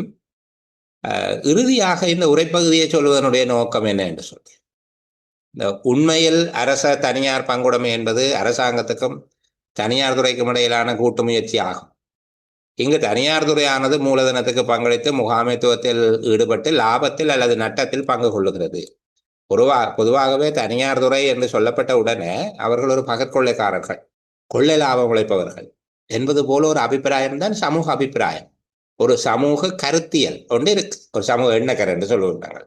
அந்த சமூக எண்ணக்கருவை உடைச்சு புதிய கருத்துருவாக்கம் ஒன்றுக்கான முயற்சியை நீங்கள் இதுல உரையாசிரியரிட பார்க்கணும். அந்த பொதுவான சமூக எண்ணக்கரு ரெண்டும் இருக்குதானே, அந்த ஒரு கூட்டு உளவியல் என்று சொல்லுவார்கள். சமூகத்துல இருக்கிற கூட்டு உளவியல், தனியார் என்றாலே கொள்ள லாபம் அடிப்பார்கள். அந்த கூட்டு உளவியலின் மீது புரிந்து கொள்ள முடியாமல் மெதுவாக ஒரு உச்சியில தட்டுகிறேன்னு சொல்லுவாங்க, தலையில ஒரு தட்டொண்டு போடுகிறேன். அதுவும் அவருடைய இலக்காக அங்க இருக்கு.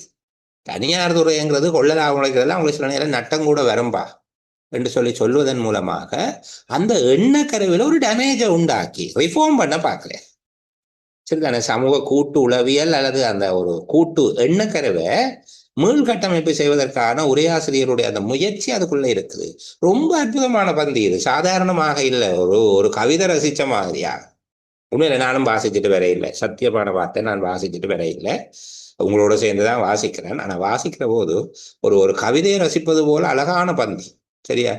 எப்படி அரசனுடைய இயலாமையை சொல்லுகிறார், எப்படி அதனுடைய நன்மைகளை சொல்லுகிறார். இந்த சொல்லுகிற போது அதை கேட்கிறவனுக்கு எழக்கூடிய உள் சந்தேகம், அவன் மனசுல எழக்கூடிய கேள்வி ஒன்றை ஊகித்து அதற்கு அவன் கேள்வி கேளாமலே பதிலையும் பின்னுக்கு ஏற்படுத்தார்.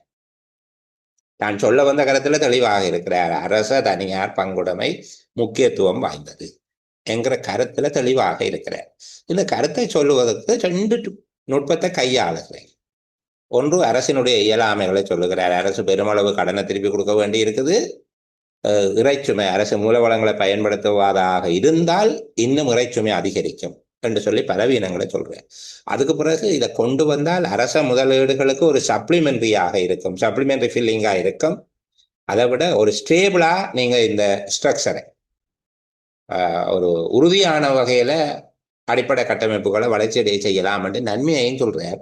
இப்படி ரெண்டையும் சொல்லி கூட இவருக்கு திருப்தி வரையில இவங்க திருப்பியும் சந்தேகப்படுவாங்க, இவங்களுக்கு விளங்காது, என்னடா தனியார் என்றாலே அப்படியான ஒரு எண்ணத்துல தான் இருக்கிறாங்க என்று சொல்லிட்டு தனியார் பங்குடைமை என்பதனுடைய அரசு தனியார் பங்குடைமை என்பதனுடைய இயல்பு இப்படி தாண்டாப்பா இருக்கும் என்று அவர்கள் நினைப்பதை விட இது வேறானது என்பதை சொல்லுவதற்கும் முயற்சி செய்திருக்கிறார். அழகான பந்தி. சரி, இந்த அளவோட நாங்கள் ஒரு சிறிய இடைவேளை எடுத்துக்கொண்டு தொடர்ந்து பேசுகிறோம்.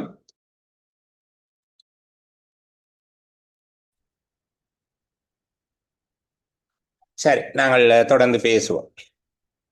இரண்டாவது உரைப்பகுதி. இந்த பகுதியை நானும் நீங்களும் சேர்ந்து வளமை போல வாசிப்போம். மைக்க கொஞ்சம் கூட கொண்டு வச்சுக்கொள்ளுங்கோ ப்ளீஸ்.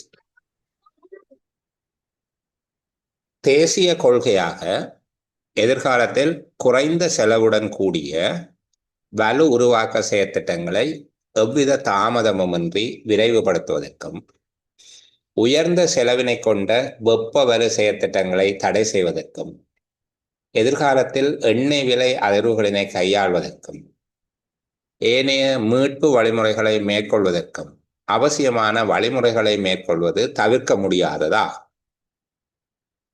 திட்டமிடப்பட்ட குறைந்த செலவினை கொண்ட வலு உருவாக்க செயற்திட்டங்களில் காணப்படும் எந்த ஒரு தாமதமும் மின் வலு உருவாக்கத்திற்கான பெட்ரோலிய இறக்குமதிகளின் மீது உயர்ந்த செலவினத்தினை ஏற்படுத்தும்.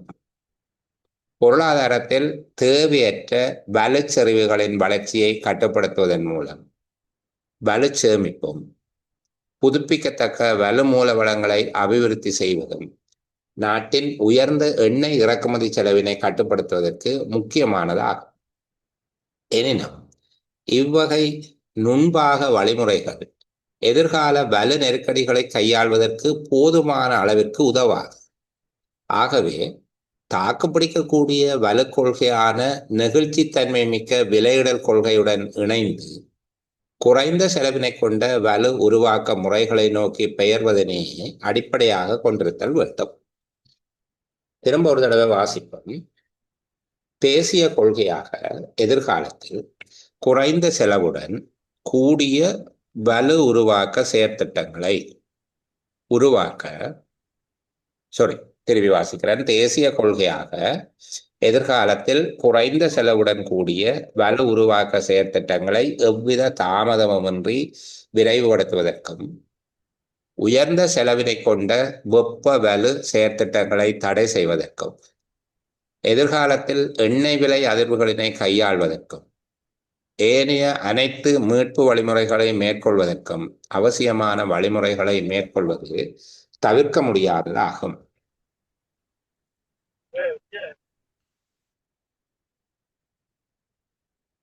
திட்டமிடப்பட்ட குறைந்த செலவினை கொண்ட வலு உருவாக்க செயற்திட்டங்களில் காணப்படும் எந்த ஒரு தாமதமும் மின்வலு உருவாக்கத்திற்கான பெட்ரோலிய இறக்குமதிகளின் மீது உயர்ந்த செலவினத்தினை ஏற்படுத்தும்.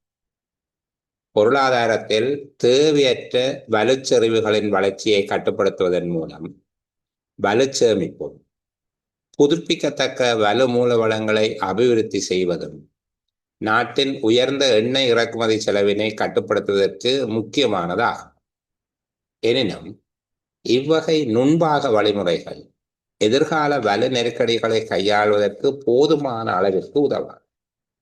ஆகவே தாக்குப்பிடிக்கக்கூடிய வலு கொள்கையான நெகிழ்ச்சி தன்மை மிக்க விலையிடல் கொள்கையுடன் இணைந்து குறைந்த செலவினை கொண்ட வலு உருவாக்க முறைகளை நோக்கி பெயர்வதனையே அடிப்படையாக கொண்டிருத்தல் வேண்டும்.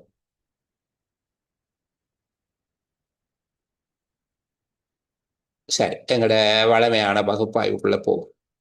சரிதானே? இங்கு உரையாசிரியர் உரைப்பகுதி எழுதுவதன் மூலமாக வலியுறுத்த விரும்புகின்ற பிரதான நோக்கு அதாவது உரையாசிரியர் இந்த உரைப்பகுதியை எழுதியதனுடைய நோக்கம் என்ன?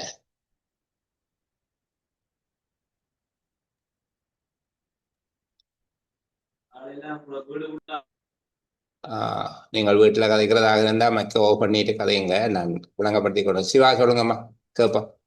குறைந்த செலவுல எவ்வாறு கூடிய வலுவை உருவாக்கலாம் என்று சொல்றார் சார். திரும்ப இல்ல எப்படி உருவாக்கலாம்னு சொல்லுகிறாரா? இல்ல அதுக்குரிய வழிவகைகளை சொல்றார் சார். அதை எழுதியதுன்ற நோக்கம் என்னன்னு சொல்லுவாங்க. இதை ஏன் எழுதுகிறேன்?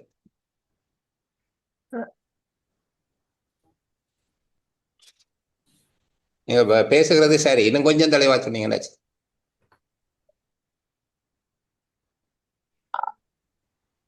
சரி யூட் வாங்க சொல்லுங்க. குறைந்த செலவினை கொண்ட வலு உருவாக்கு முறையை நோக்கி நகரணும் என்று சொல்றாரு. நகர்வதன் அவசியத்தை சொல்லுகிறார். குறைந்த செலவுடன் கூடிய வலு என்பதனுடைய கருத்து என்ன? குறைந்த செலவுடன் கூடிய வலு என்பதனுடைய கருத்து என்ன? இந்த இடத்துல ஒரு இதுக்கு எனக்கு பொருள் சொல்லுங்க. செலவு குறைவா இருக்கணும், அதுல கூடிய வந்து வெளி அவுட்புட் வரணும்னு சொல்லி. அவுட்புட் ஏகே என்கிற பெயர்ல ஒரு ஆள் பேசுறீங்க, உங்களுடைய பெயரும் இல்ல, உங்களுடைய சவுண்டும் இல்லை. உங்களுடைய பெயரும் இல்லை, சவுண்டும் இல்லை, ஒன்றும் செய்யல. அது சிவா சொல்லுங்கம்மா. குறைந்த செலவில் சார் கூடிய வருமானத்தை உருவாக்குறது. அப்படியா சொல்றாங்க. சரி துஷா. குறைந்த செலவுடைய வலு உருவாக்க திட்டங்களை தான் சொல்றது. குறைந்த செலவுடன் கூடிய என்பதனுடைய அர்த்தம் என்னென்றால், இங்கு குறைந்த செலவுடன் இணைந்ததான அல்லது குறைந்த செலவு கொண்ட, அது கொஞ்சம் குழப்பம் தருகிற சொற்பிரயோகம், அதுக்காக தான் கேட்டேன். சரிதானே? குறைந்த செலவு கொண்ட வலு உருவாக்க செயற்திட்டங்கள். குறைந்த செலவுடன் கூடிய வலு என்றது கொஞ்சம் அழுத்தி பார்க்குற போது அது கொஞ்சம் பெரிய பொருள் மாதிரி தான் இருக்குது. அதாவது குறைஞ்ச செலவா இருக்கணும், வலு அதிகமாக கிடைக்கணும், அப்படி இல்லை. இது செலவு குறைந்த வலு உருவாக்க செயற்திட்டங்கள். சரிதானே? இந்த செலவு குறைந்த வலு உருவாக்க செயற்திட்டங்களுக்கான அல்லது இரண்டு உத்திகள் இங்கு சிறந்தவை எனினும் போதுமானவை அல்ல என்று உரையாசிரியராலே அடையாளம் காணப்பட்டிருக்கக்கூடிய இரண்டு உத்திகள். சரிதானே? அதாவது பெட்ரோலிய இறக்குமதிகளை கட்டுப்படுத்துவதற்கு பொருத்தமானவை எனினும் போதுமானவை அல்ல என்று உரையாசிரியர் இனங்கண்டிருக்கக்கூடிய ரெண்டு மார்க்கங்கள் அல்லது ரெண்டு வழிமுறைகள் காணப்படும். அதை யார் எனக்கு சொல்லி?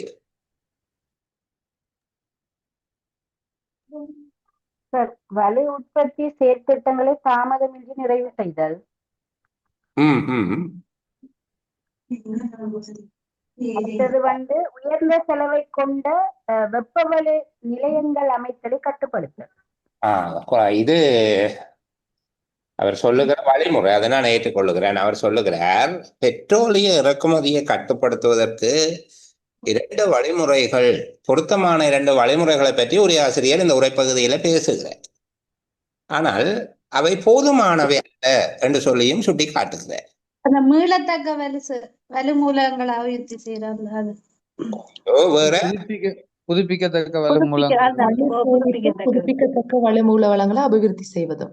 சரி, ஒன்று. வேற தேவையற்ற வலுச்சரிவுகளின் வளர்ச்சியை கட்டுப்படுத்தும். சரி, தேவையற்ற வலுச்சரிவுகளின் வளர்ச்சியை கட்டுப்படுத்தும். தேவையற்ற வலுச்சரிவுகளின் வளர்ச்சியை கட்டுப்படுத்துதல். சொன்னது சரி. இன்னும் கொஞ்சம் அவதானமா வாசிச்சிருந்தா மிக தெளிவான பதில் வந்திருக்கும் நினைக்கிறேன். உயர்ந்த எண்ணெய் இறக்குமதி செலவினை கட்டுப்படுத்தும். இங்க அவர் சொல்ல வந்தது கவனிங்க. அவர் சொல்ல வந்த விடயம் வலுச்சேமிப்பு. நீங்க பாத்தீங்களா, முன்னுக்கு இருந்ததை பார்த்துட்டு முக்கியமானதை விட்டுட்டீங்களே. உமியை எடுத்துக்கொண்டு அரிசி எறிஞ்சு போட்டீங்களே.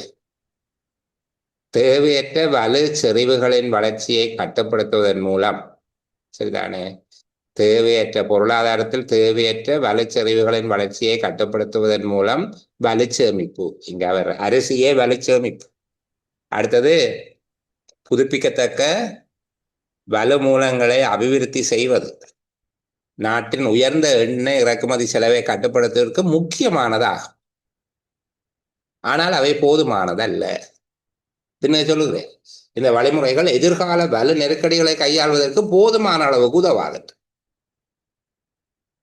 எண்ணெய் இறக்குமதியை கட்டுப்படுத்தி போட்டு இந்த 2 வழிமுறையும், அதாவது சக்தி சேமிப்பு மற்றும் புதுப்பிக்கத்தக்க வளங்களினூடான உற்பத்தி என்கிற 2 விஷயத்தையும் நம்பி செய்தீங்கன்னா எதிர்காலத்தில்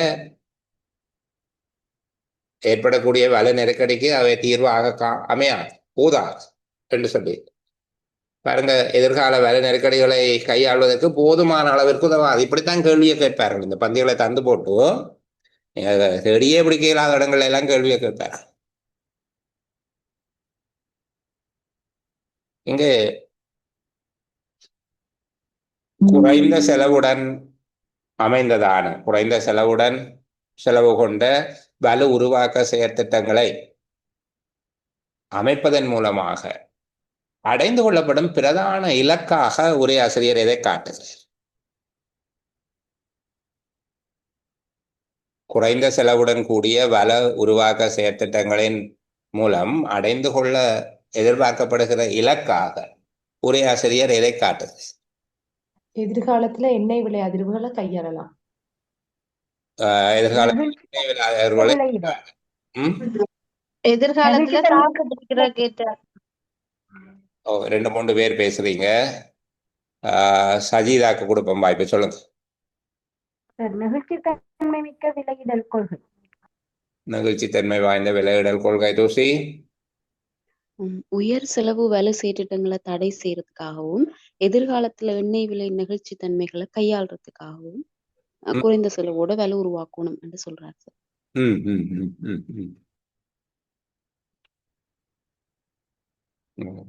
வேற யாராவது? வலு இறக்குமதிகள் மீதான உயர்ந்த செலவினத்தை கட்டுப்படுத்துறாரு சார். இங்கு வலு அடிப்படையில், அதாவது வலு நோக்கத்துக்காக, சக்தி நோக்கத்துக்கான இறக்குமதி செலவினத்தை கட்டுப்படுத்துவது. அவர் சொல்லுகிறார், இதுல ஏற்படுகிற எந்த ஒரு தாமதமும் மின்வலு உருவாக்கத்துக்கான, மின்வலு என்றே தெளிவாக சொல்லிட்டார், மின்வலு உருவாக்குறதுக்கான பெட்ரோலிய இறக்குமதிகளின் மீது உயர்ந்த செலவினத்தினை ஏற்படுத்தும் என்று சொல்லி திரும்ப திரும்ப பாருங்க. எண்ணெய் இறக்குமதி செலவை கட்டுப்படுத்துவதற்கு இந்த வழிமுறைகள் 2 இருக்குது, இதுகள் முக்கியமானது, ஆனால் போதுமானதல்ல என்று சொல்லியும் சொல்லுது. சரிதானே?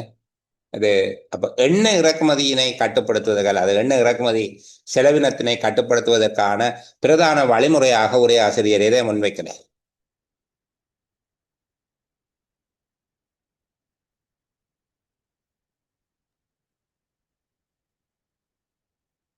எண்ணெய் இறக்குமதி செலவினத்தை கட்டுப்படுத்துவதற்காக உரையாசிரியர் முன்வைக்கின்ற பிரதான திட்டம் என்று நெகிழ்ச்சித்தன்மை மிக்க விலையிடலோடு இணைந்த குறைந்த செலவு கொண்ட வலு உருவாக்க முறைகள். இதுதானே? இங்கே குறைந்த செலவு கொண்ட வலு உருவாக்க முறைகள் மட்டுமல்ல, நெகிழ்ச்சித்தன்மை மிக்க விலையிடல் கொள்கையுடன் இணைந்த குறைந்த செலவினை கொண்ட வலு உருவாக்க முறைகள்.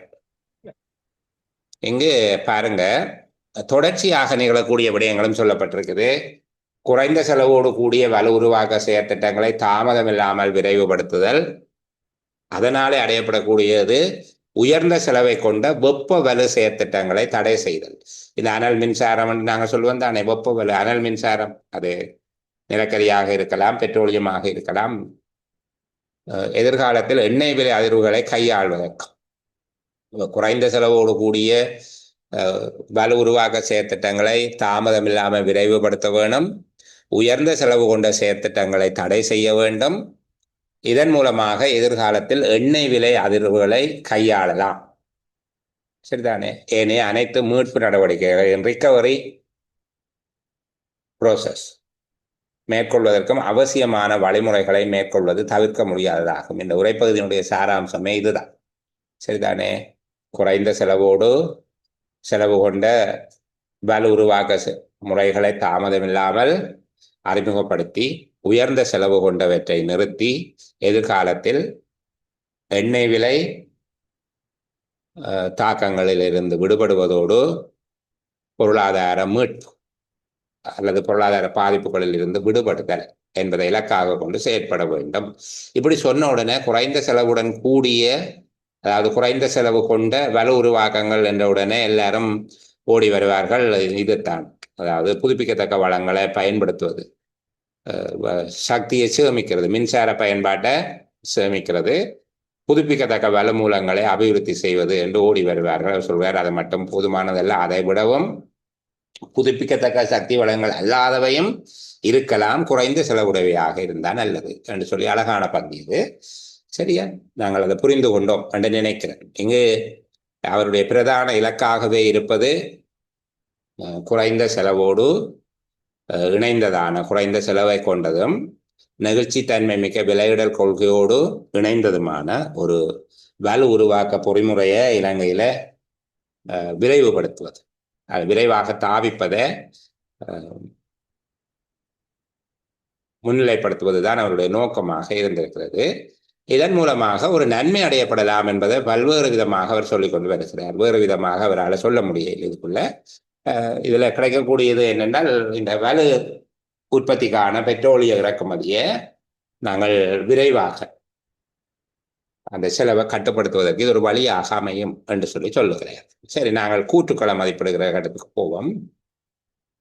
கட்டாயமாக ஒரு உற்பத்தியோட இவ்வளவு நேரத்தை செலவு செய்தே ஆக வேண்டும் என்கிறது எங்களுடைய நோக்கம் இல்லை தானே. இதை பார்ப்போம். எதிர்காலத்தில் ஏற்படக்கூடிய வலு நெருக்கடிகளை கையாளுவதற்கு குறைந்த செலவுடன் கூடிய வலு உருவாக்க செயற்திட்டங்களை விரைவுபடுத்துவதும், பொருளாதாரத்தில் தேவையற்ற வலுச்சரிவுகளின் வளர்ச்சியை கட்டுப்படுத்துவதும் அத்தியாவசியமாகும். 2, நாட்டின் உயர்ந்த எண்ணெய் இறக்குமதி செலவினை குறைப்பதும், உயர்ந்த செலவினை கொண்ட வெப்பவல நிலையங்கள் அமைப்பதை மட்டுப்படுத்துவதும் எதிர்காலத்தில் ஏற்படக்கூடிய வலு நெருக்கடிகளை நோக்க பொருத்தமான வழிமுறையாகும். 3, எதிர்காலத்தில் ஏற்படக்கூடிய எண்ணெய் விலை அதிர்வுகளை கையாளுவதற்கு தேவையான குறைந்த செலவிலான வலு உற்பத்தி செயற்திட்டங்களை தாமதமின்றி நிறைவு செய்தலும், எதிர்காலத்தில் தேசிய கொள்கையாக கருதி உயர்ந்த செலவினை கொண்ட வெப்பவல நிலையங்களை அமைத்தலை கட்டுப்படுத்தவும் நடவடிக்கை எடுத்தல் வேண்டும். திருப்பியும் வாசிப்போம். எதிர்காலத்தில் ஏற்படக்கூடிய வலு நெருக்கடிகளை கையாளுவதற்கு குறைந்த செலவுடன் கூடிய வலு உருவாக்க செயற்திட்டங்களை விரைவுபடுத்துவதும், பொருளாதாரத்தில் தேவையற்ற வலு செறிவுகளின் வளர்ச்சியை கட்டுப்படுத்துவதும் அத்தியாவசியமாகும். 2, நாட்டின் உயர்ந்த எண்ணெய் இறக்குமதி செலவினை குறைப்பதும், உயர்ந்த செலவினை கொண்ட வெப்பவல நிலையங்கள் அமைப்பதை மட்டுப்படுத்துவதும் எதிர்காலத்தில் ஏற்படக்கூடிய வலு நெருக்கடிகளை எதிர்நோக்க பொருத்தமான வழிமுறையாகும். 3, எதிர்காலத்தில் ஏற்படக்கூடிய எண்ணெய் விலை அதிர்வுகளை கையாளுவதற்கு தேவையான குறைந்த செலவிலான வலு உற்பத்தி செயற்திட்டங்களை தாமதமின்றி நிறைவு செய்தலும், எதிர்காலத்தில் தேசிய கொள்கையாக கருதி உயர்ந்த செலவினை கொண்ட வெப்பவல நிலையங்களை அமைத்தலை கட்டுப்படுத்தவும் நடவடிக்கை எடுத்தல் வேண்டும். மிக சரியான விடை என்று கருதுபவர்கள் உங்களுடைய விடைகளை சொல்லலாம். நான் கேட்கிறார்கள், சொல்லுங்க. சரி, முதலாவதாக துஷா சொல்லுங்கம்மா. 2. சரி, வேறு விடைகள்? 3. ஹில்மி 3. 2 பேர் மெசேஜில் விட போட்டிருக்கிறாங்க, அவங்களுக்கு பார்த்து கொண்டு. சரி, அடுத்தது ஆரணி 3 சார். 3வது யுமனா 3வது சார். அகிலகுமார் 3 சார். சஜீதா 3வது. சரி, வேறு பிள்ளைகள் விட சொன்னா ஓஃப்ல போயிட வேணும். சைஸ்னவி, உங்களுடைய பதிலை எதிர்பார்க்கிறோம் நாங்கள், சொல்லுங்க. சைஸ்னவி தவசேர் சார் இந்த டீம் என்ன சொல்லுங்கம்மா, பதில் போட்டுக்கிறீங்களா? மெசேஜா பார்ப்போம்.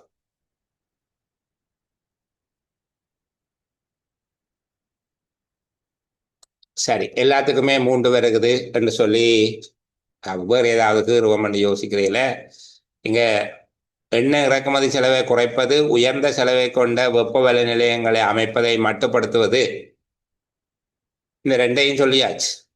எதிர்காலத்தில் ஏற்படக்கூடிய வலு நெருக்கடிகளை எதிர்நோக்க பொருத்தமான வழிமுறையாகும். மிக மோசமான ஒரு கருத்து 2வது. எண்ணெய் இறக்குமதி செலவை குறைப்பது, உயர்ந்த செலவை கொண்ட வெப்பவல நிலையங்களை அமைப்பதை மட்டுப்படுத்துவதோடு இந்த பிரச்சனை முடியாது.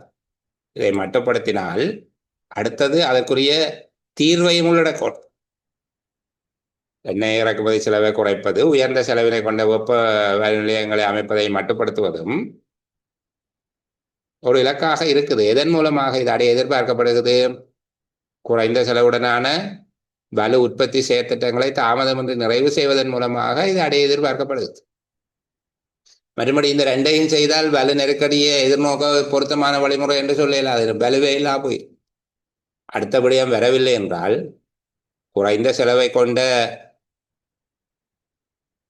வலு உற்பத்தி செயற்திட்டம் வந்தால்தான் இந்த விடயத்தை செய்யலாம். இல்லாவிட்டால் இதை மட்டும் செய்து விட்டோம் என்றால் நாடு ஒட்டுமொத்தமாக ஸ்தம்பிச்சு போயிடும். சரிதானே? அடுத்தது மேலே சொல்லப்பட்டிருக்க முதலாவது கூற்று, எதிர்காலத்தில் ஏற்படக்கூடிய வலு நெருக்கடிகளை கையாளுவதற்கு குறைந்த செலவுடன் கூடிய வலு உருவாக்க செயற்திட்டங்களை விரைவுபடுத்துவது அத்தியாவசியம் என்பது சரி. ஆனால் பொருளாதாரத்தில் தேவையற்ற வலுச்சரிவுகளின் வளர்ச்சியை கட்டுப்படுத்துவதும் என்பது அதனுடைய ஒரு முக்கிய பகுதி அல்ல. தேவையற்ற வலுச்சரிவுகளின் வளர்ச்சியை கட்டுப்படுத்துவது என்பது வலுச்சேமிப்பு என்று சொல்லப்பட வேண்டும். அதை விட புதுப்பிக்கத்தக்க வளங்கள் இவையெல்லாம் முக்கியமான காரணங்கள் இல்லை என்று சொல்லப்பட்டது. ஒரு பகுதி குறைந்த செலவோடு கூடிய உருவாக்க செயற்திட்டங்கள் அவசியம் என்று சொல்லப்பட்டிருக்குது. அது ஒரு முக்கியமான கருத்து. ஆனால் இன்னொன்று செலவு கூடிய அல்ல வெப்பவல நிலையங்களை அமைத்தலை கட்டுப்படுத்துவது முக்கியம் என்ற முதலாவது மட்டும்தான் சொல்லியிருக்கு. செலவு குறைந்த வலு உருவாக்க செயற்திட்டங்களை விரைவுபடுத்துவது அத்தியாவசியம் என்று சொல்லப்பட்டிருக்குது. அதே போல இரண்டாவதாக கட்டுப்படுத்த வேண்டியவை பெட்ரோலிய இறக்குமதியும் அதன் மூலமாக ஏற்படுகிற வெப்ப மின்சார உற்பத்தி அல்லது வெப்பவல நிலையங்கள். ஆனால் பெட்ரோலிய இறக்குமதியை சொல்லாமல் அவர் வெப்பவல நிலையங்களை கட்டுப்படுத்துதல் என்று சொல்லியிருக்கிறார். அதை ஏற்றுக்கொள்ளக்கூடியது. எப்போதுமே விரல் பிடித்து அழைத்து சென்று எங்கள்கிட்ட ஒன்று காட்டுகிற மாதிரியாக அவர்கள் பதிலளிக்க போவது இல்லை. அதில் நீங்கள் தெளிவாக இருக்கணும். எங்களுக்கு அப்படி தொட்டு காட்டுகிற மாதிரி ஒரு பதிலை தர மாட்டார்கள். அப்படி தந்தால் இது நாடளாவிய சேவைகளுக்கான ஆட்சேர்ப்பு செய்வதற்கான போட்டி பரீட்சை அல்ல. சரிதானே? மூன்றாவது மிகச்சரியான பதில். நாங்கள் அடுத்த கேள்விக்குள்ள போவோம். நான் நினைக்கிறேன் வினாக்களுக்கு விடையளிக்கின்ற 4வது அதில் 3 பந்திகள் இருக்குது. அதை நாங்கள் இன்றைக்கு நிறைவு செய்வதற்கு சாத்தியம் இல்லை. நான் கொஞ்சம் அவசரப்படுறதும் இல்லை. மெதுவாகவே போவோம், பரவாயில்லை. இந்த உரைப்பகுதியை வழமை போல நானும் நீங்களும் சேர்ந்து வாசிப்போம். நான் வாசிக்கிற போது நீங்கள் அப்படியே உணர்வோடு ஒன்றித்து பின்தொடர்ந்து வருவீர்கள் என்ற நம்பிக்கையிலான நான் வாசிக்கிறது. சரிப்பா. வீதி வலையமைப்பின் அபிவிருத்தி கிராம மற்றும் நகர நிலையங்களுக்கு இடையிலான இணைப்புகளை மேம்படுத்தவும், சேவைகளை அதேபோன்று பௌதீக மற்றும் மனித வளங்களை அடைவதற்கான வழிமுறைகளை திறந்துவிடவும் உதவும். மேலும் இது மக்கள் சந்தைகள், கல்வி, சுகாதாரம் போன்ற பணிகளை பெற்றுக்கொள்வதையும் மேம்படுத்தும்.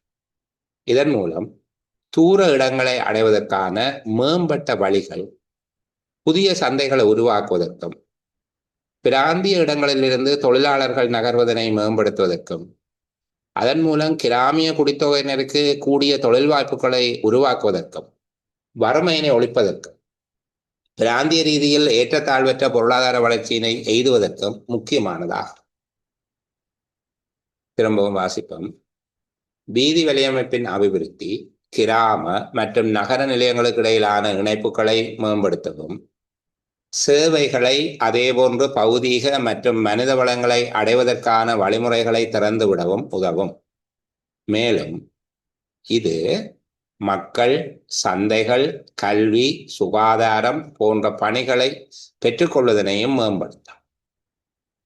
இதன் மூலம் தூர இடங்களை அடைவதற்கான மேம்பட்ட வழிகள், புதிய சந்தைகளை உருவாக்குவதற்கும், பிராந்திய இடங்களிலிருந்து தொழிலாளர்கள் நகர்வதனை மேம்படுத்துவதற்கும், அதன் மூலம் கிராமிய குடித்தொகையினருக்கு கூடிய அளவு தொழில் வாய்ப்புகளை உருவாக்குவதற்கும், வறுமையினை ஒழிப்பதற்கும், பிராந்திய ரீதியில் ஏற்றத்தாழ்வற்ற பொருளாதார வளர்ச்சியினை எய்துவதற்கும் முக்கியமானதாகும்.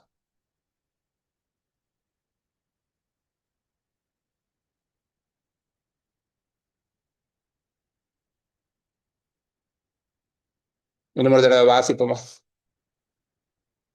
வீதி வலையமைப்பின் அபிவிருத்தி, கிராம மற்றும் நகர நிலையங்களுக்கு இடையிலான இணைப்புகளை மேம்படுத்தவும், சேவைகளை அதேபோன்று பௌதீக மற்றும் மனித வளங்களை அடைவதற்கான வழிமுறைகளை திறந்து விடவும் உதவும். மேலும் இது மக்கள், சந்தைகள், கல்வி, சுகாதாரம் போன்ற பணிகளை பெற்றுக்கொள்வதனையும் மேம்படுத்தும். இதன் மூலம் தூர இடங்களை அடைவதற்கான மேம்பட்ட வழிகள், புதிய சந்தைகளை உருவாக்குவதற்கும், பிராந்திய இடங்களிலிருந்து தொழிலாளர்கள் நகர்வதனை மேம்படுத்துவதற்கும், அதன் மூலம் கிராமிய குடித்தொகையினருக்கு கூடியளவு தொழில் வாய்ப்புகளை உருவாக்குவதற்கும், வறுமையினை ஒழிப்பதற்கும், பிராந்திய ரீதியில் ஏற்றத்தாழ்வற்ற பொருளாதார வளர்ச்சியினை எய்துவதற்கும் முக்கியமானதாகும். உரையாசிரியருடைய நோக்கம் என்ன? வீதி நகர அபிவிருத்தி மாதிரி கிராம மக்களோட வாழ்க்கையிலையும் அபிவிருத்தி ஏற்படுத்தும். எல்லாரும் ஒன்ல இருங்க, நான் கேட்கிறாள் மட்டும் பதில் சொல்லுங்க. நிறைய பேர் ஒன் பண்ணி வச்சிருக்கிறீங்க, பதில் சொல்ல வேணாம், நான் கேட்கிற ஆக்கள் மட்டும் சொல்லுங்க, சரியா? சரி, நாங்கள் நிசாந்தன், மிஸ்ஸஸ் நிசாந்தன். வீதி வலையமைப்பு அபிவிருத்தியுடைய முக்கியத்துவம் மற்ற ஆக்கள் கதைக்க வேணாம் என்று சொன்னேன். நான் வழக்கம் இல்லாமல் தொடர்ந்து பேசி கொண்டிருந்தால் அவங்களை ஓஃப் பண்றது தவிர எனக்கு வேற வழி இல்லை. ஓகே, நீங்க கதைங்கம்மா. வீதி வலையமைப்பு அபிவிருத்தியினுடைய முக்கியத்துவங்கள் என்னன்னு சொல்றேன். வலையமைப்பு அபிவிருத்தி, வீதி வலையமைப்பு அபிவிருத்தியின் முக்கியத்துவத்தை பேசுவது கிரேட். இப்ப பிள்ளைகள் கணிசமான அளவுக்கு முன்னேற்றம் அடைந்திருக்கிறார்கள், சரிதானே? அப்போ அது மிக பொருத்தமான பதில் என்பதனால நான் அடுத்த கேள்விக்குள்ள போகிறேன். வீதி வலையமைப்பை அபிவிருத்தி செய்வதன் அவசியத்தை வலியுறுத்துவது உரையாசிரியருடைய நோக்கமாக இருக்கிறது. சரி, இதன் மூலமாக அடையப்படக்கூடிய நன்மைகள் எத்தனை சொல்லுகிறார்? கிளானோ, புதுசா வந்தீங்க, சரி, அவங்கள காணையில. முஸ்ஃபிராவா, சரியா வாசிக்கிறேன் அவங்களுடைய பேரு. சார் சொல்லுங்கம்மா. 2 சார், தூர இடங்களை அடைவதற்கான மேம்பாட்டு வழிகள். இன்னொன்று, புதிய சந்தைகளை உருவாக்குவதற்கு பிராந்திய இடங்களிலிருந்து தொழிலாளர்களை நகர்வதை மேம்படுத்தும். சரி, நன்றி. கணேஷ், கதைங்க. 3 விடயங்களை பற்றி இங்க சொல்றேன் சார். சொல்லுங்க, என்னென்ன கேட்போம். ஒன்று தொழில் வாய்ப்பினை உருவாக்குவதற்கும், அடுத்து வறுமை ஒழிப்பதற்கும், அடுத்து பிராந்திய ரீதியிலான ஏற்றத்தாழ்வற்ற பொருளாதார வளர்ச்சிக்கு உதவும். 3 இலக்குகள் சொல்லப்பட்டிருக்குது. ஓகே, அவுபர் சொல்லுங்க. அவுபர் எத்தனை விரிவா பார்க்க 10 விடயங்கள் சொல்லப்பட்டிருக்கு சார். 10 விடயங்கள் சொல்லப்பட்டிருக்கிறதாக அவர் உணர்கிறார். 10ஐயும் சொல்லியலுமா? நாங்க எண்ணி பார்ப்போமா? சொல்றேன் சார். ஓ, சொல்லுங்க. எளிமையா சொல்லணும், இதுல இருக்கிறத வாசிக்க கூடாதுங்கிற மாதிரி சொல்லணும்.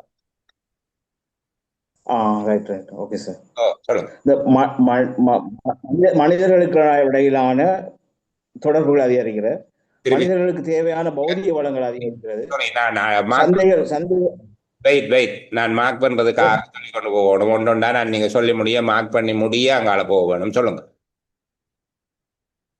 அடுத்த மக்களுக்கான சந்தை வாய்ப்பு, மாணவர்களுக்கான நான் உங்களுடைய மக்க நிப்பாட்ட வேண்டிய போயிட்டு அக்பர், நான் சொல்லுகிறது கேளுங்க. நீங்க சொல்லுகிற போது நான் இதுல மார்க் பண்ணுவேன். சரி, இது முதலாவது என்று சொல்லி அடையாளப்படுத்துவதற்கு எனக்கு ஒரு அவகாசம் தந்துட்டு நீங்க பேசுங்க. நீங்க இவ்வளவு வேகத்துல பேசுறது உங்களுக்கும் எனக்கும் விளங்கும், இருக்கிற ஆக்களுக்கும் விளங்க வேணும். அதுக்காக தான் இதை செய்யறோம்.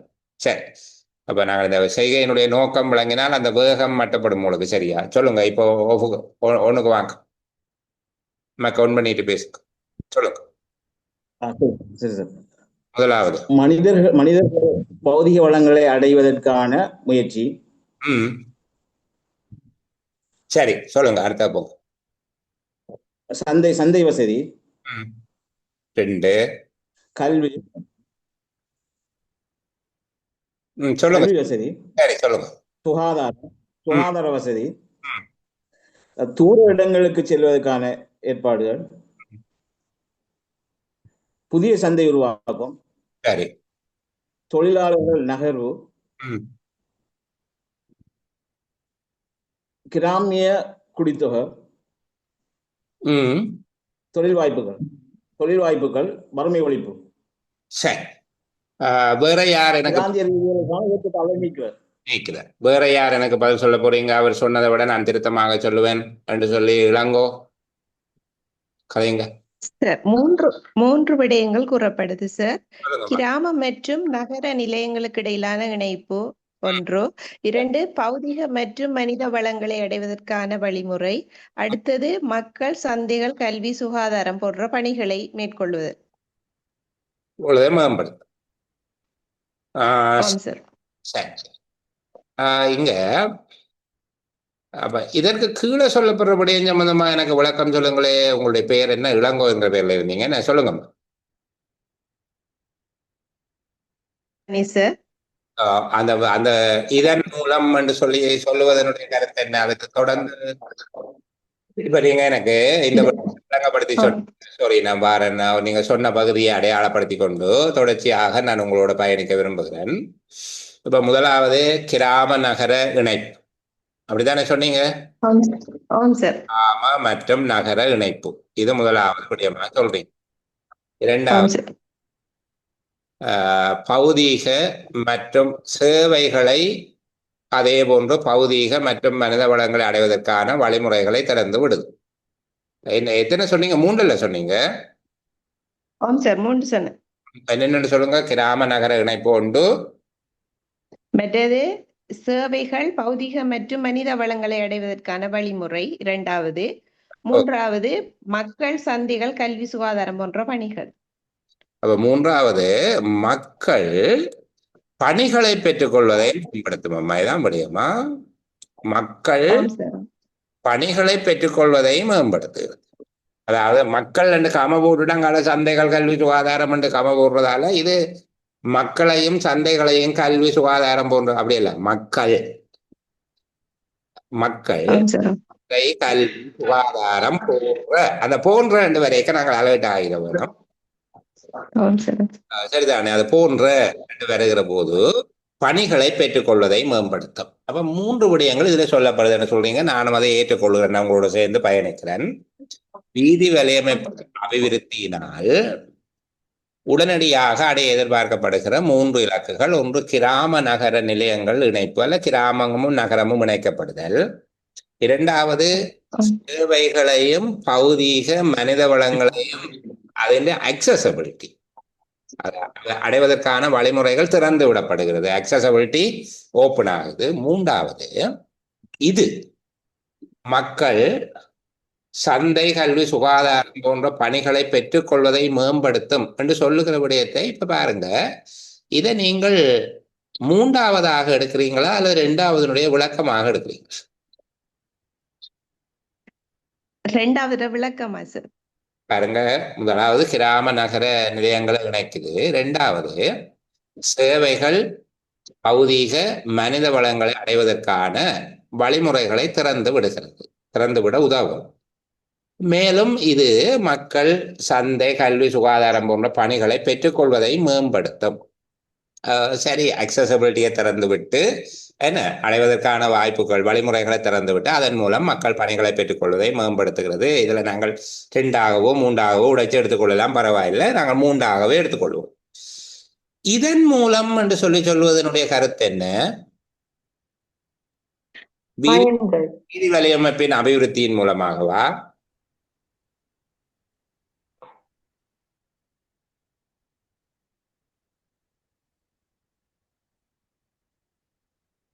வீதி வலையமைப்பு இதன் மூலம் அவர் சொல்லவாறு அந்த கிராமம் மற்றும் நகர நிலையங்களுக்கு இடையிலான இணைப்புகள் என்றதான் அதுல சொல்லவாரு. அவங்க அந்த முதல் கதைச்சாங்க தானே ஒரு சகோதரி, அவங்கள கதைக்க விடுங்க. தொடர்ச்சியாக அவங்கள்ட்ட இருந்து அடுத்ததான் அவங்களுக்கு அவர் வாய்ப்பு தாரன். அவங்க போயிட்டாங்களா? சரி, நீலன் என்கிற பேர்ல யார் இருக்கிறீங்க? அவங்க கதைங்க.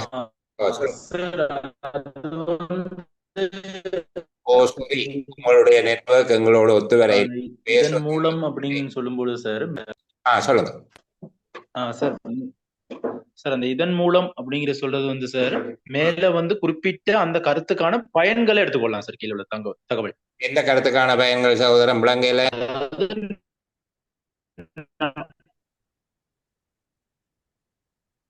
சார், இந்த கிராம மற்றும் நகர நிலையங்களை இணைப்பு மற்றும் இந்த பௌதிக மனித வளம் வழிமுறைகள், சுகாதார போன்ற அதை மேம்படுத்துறதுக்கு சம்பந்தமா சொல்லப்பட்டிருக்கு சார்.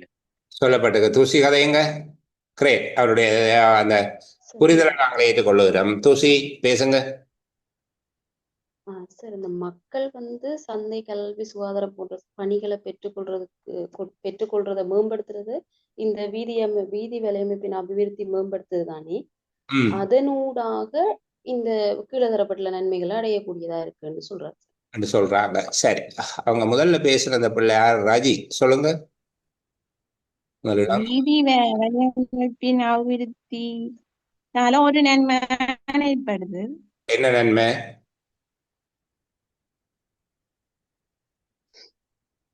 கிராம மற்றும் நகர நிலையங்களுக்கு இடையிலான இணைப்புகளை மேம்படுத்தவும், சேவைகளை அதே போன்று அப்படியே பௌதிக மற்றும் மனித வளங்களை அடைவதற்கான வழிமுறைகளை திறந்து விடவும் உதவும். பிறகு அதை விரிவாக்கமா சொல்லி இருக்கு மேலும் என்று சொல்லி, அப்ப அந்த மேல சொன்ன நன்மை மூலம்தான் கீழவார விளைவுகள் ஏற்படுதுன்னு சொல்லப்பட்டிருக்கு. சரி, உண்மையில மேல சொல்லப்பட்டது 2 அல்லது 3 ஆகவும் அதை கருதக்கூடியதாக இருக்கும். வீதி வலையமைப்பு என்பது முதலாவது கிராமங்களை நகரங்களை இணைக்கிறது. அதுபோல சேவைகள் மற்றும் வளங்களை அடைவதற்கான வழிமுறைகளை திறந்து விடுகிறது. இது மக்கள் பணிகளை பெற்றுக்கொள்வதை மேம்படுத்துகிறது. மக்கள் சேவைகளை பெற்றுக்கொள்வதை மேம்படுத்துகிறது. வழிமுறைகளை திறந்து விடுவதன் மூலமாக மக்கள் சேவைகளை பெறுவதை மேம்படுத்துகிறது என்று சொன்னாலும் பரவாயில்லை, அல்லது வழிமுறைகளை திறந்து விடுகிறது, மக்கள் சேவைகள் பெறுவதை மேம்படுத்துகிறது. இதன் மூலமாக அந்த 3 விடயங்கள் மூலமாக கிராம நகர இணைப்பு, சேவை, பௌதீக, மனித வளங்களை அடைவதற்கான வழிமுறைகள் திறக்கப்படுதல், மக்கள் பணிகள் பெற்றுக்கொள்வதை மேம்படுத்துதல், மக்கள் சேவைகளை பெற்றுக்கொள்வதை மேம்படுத்துதல் என்பவற்றின் மூலமாக இப்போது தூர இடங்களுக்கு போகிறதுக்கான மேம்பட்ட வழிகள், மேம்பட்டன்றது இம்ப்ரூவ்ட் ஓ டெவலப்ட், சரிதானே? அப்போ மேம்பட்ட வழிகள் தூர இடங்களுக்கு போகிறதுக்கு இப்போ குன்றும் குழியுமாக அல்லது நெருக்கடி மிகுந்ததாக நீண்ட நேரம் நீண்ட அலைச்சல் அப்படி இல்லாமல் ஒரு சீரமைக்கப்பட்ட சிறந்த வழி, விரைவாக. இப்போ நாங்கள் விரைவு பாதை என்று போகிறோம், எக்ஸ்பிரஸ்வே. இங்கே இருந்து புகைகளில் கொழும்பு போகிற நேரங்களில் நாங்கள் அதிவேக நெடுஞ்சாலைகளுக்குள்ள பிரவேசிக்கிறோம். அந்த மாதிரி மேம்பட்ட வழிகள். புதிய சந்தைகளை உருவாக்குதல். புதிய சந்தைகளை உருவாக்குதல் என்றது சந்தையை கட்டுறது என்ற கருத்து அல்ல, சரிதானே? பொருட்களுக்கு, சேவைகளுக்கு புதிதாக வாய்ப்புகள், அவற்றை விற்பதற்கான வாய்ப்புகளை உருவாக்குது. பிராந்திய இடங்களிலிருந்து புதிய சந்தைகளை உருவாக்குறது. எங்கேயோ ஒரு இடத்துல செய்த உற்பத்தியை மக்கள் கொண்டு போய் விற்க முடியாம வச்சு கொண்டு திருப்போம். வெங்காயம் பழுதா போகுது, மாம்பழம் அழகி போகுது, மரவள்ளிகள் அங்கே விற்க முடியல என்று நல்ல பாதை இருந்து காப்பீட்டு ரோடில் அடிச்சு விட்டா கொண்டு போய் தமிழ்ல வித்துருவாங்க. சரியா? ஒரு காலத்துல யாழ்ப்பாணத்துல பெருமளவு வெங்காயத்தை வெட்டி புதைத்தது உண்டு. பாதை இல்லை, கொழும்புக்கு ஏற்றுமதி செய்ய முடியாது, கப்பலால் தான் ஏற்ற வேணும். கப்பலில் ஏற்றுற காசை விட பார காசு குறைவாக இருக்கும் அப்படின்னு சொல்லி, அப்போ புதிய சந்தைகளை உருவாக்குதல்னா பாதை நல்லா வந்த உடனே கொண்டு போய் தமிழில் வித்துடலாம் வெங்காயம். புதிய சந்தைகளை உருவாக்குதல். பிராந்திய இடங்களிலிருந்து தொழிலாளர்கள் நகர்வதனை மேம்படுத்துதல். சில ரீஜன்ல இருந்து வேற தொழில் இருக்கிற ரீஜனுக்கு மக்கள் போய் வேலை செய்து போட்டு வருவார்கள். ஏன் பாதை இருக்கு, காலையில ட்ரெயின்ல ஏறி போய் வேலை செய்து போட்டு பின்னர் ட்ரெயின்ல வரக்கூடியதாக இருக்குது. அப்போ இது வீதி வேலையமைப்பு என்பதால நாங்கள் ட்ரெயினை கதைக்க வேண்டாம். அதை விட அதிவேக நெடுஞ்சாலைகள்ல வாகன போக்குவரத்துகள்ல போய் வரக்கூடியதா இருக்கு. அப்ப இது அடுத்த 2ஆம் கட்ட விளைவு, சரிதானே? இப்ப முதலாவது உடனடி பெறுவேறுகள் என்று சொல்லி அங்க இருக்குது. வீதி வலையமைப்பினாலே ஏற்படுகிற முதலாவது பெறுவேறு கிராம நகர இணைப்பு, சேவைகளையும் பௌதீக மனித வளங்களையும் அணுகுவதற்கான வழிமுறைகள், மக்கள் பணிகளை பெற்றுக்கொள்வது மேம்படுதல். 2வது, இதன் மூலமாக இப்படி கிராம நகர வலையமைப்பு நடக்குது, தூர இடங்களுக்கு இலகுவாக போகிறது, புதிய சந்தைகள் உருவாகுதல், ஒரு ரீஜன்ல இருந்து தொழிலாளர் மற்ற ரீஜனுக்கு, ஒரு பிராந்தியத்தில் இன்னொரு தொழிலாளர் நகர்வதை மேம்படுத்துகிறது. அதனால என்ன நடக்குது? அதனால ஏற்படக்கூடிய விளைவு என்ன? கிராமத்துல இருக்கிற ஆட்களுக்கு இப்ப கூட தொழில் வாய்ப்புகள் உருவாகுது. கிராமத்துல இருக்கிற மக்களுக்கு கூடிய தொழில் வாய்ப்பு உருவாகுது. வறுமையை ஒழிக்கிறார்கள், வறுமை குறையுது. பிராந்திய ரீதியில் ஏற்றத்தாழ்வற்ற பொருளாதார வளர்ச்சி. நகரத்துல நல்ல வசதி, கிராமத்துல வசதி குறைந்த வாழ்க்கை என்பது இல்லை. பிராந்திய ரீதியில ஏற்றத்தாழ்வற்ற பொருளாதார வளர்ச்சியை எய்துவதற்கு முக்கியமானதாகும். நம்ம வீதி வலையமைப்பினூடாக படிமுறையாக அடையப்படுகிற பெறுபேறுகள் இங்க சொல்லப்பட்டிருக்கு. உண்மையில 3 கட்டங்களாக அல்லது 3 படிமுறைகளாக இதை விவரிக்கிறேன். எத்தனை என்று எண்ணி கணக்கிடுவதில் மிகவும் சிரமம் இருக்கு. எத்தனை நன்மைகளை விவரிக்கிறார் என்று எண்ணி கணக்கிடுவதில் மிக சிரமம் இருக்குது. எண்ணி கணக்கிடுவதை நாங்கள் ஒரு நுட்பமாக இன்னொரு வினாத்தாளில் பார்ப்போம். நான் உங்களை அதிகம் சிரமப்படுத்த விரும்ப இல்லை. அப்ப இங்கு தரப்பட்டிருக்கக்கூடியது 3 படிமுறைகளுக்கூடாக வீதி வலையமைப்பினுடைய விளைவுகளை விவரிக்கிறார். அழகா சொல்லுகிறேன், சரிதானே? இவற்றை சொல்வதன் மூலமாக இங்க உரையாசிரியர் பயன்படுத்துகிற உத்தி என்ன, வீதி வலையமைப்பு முக்கியத்துவம் வாய்ந்தது என்பதை எடுத்தோதுவதற்கு உரையாசிரியர் பயன்படுத்துகிற உத்தி என்ன?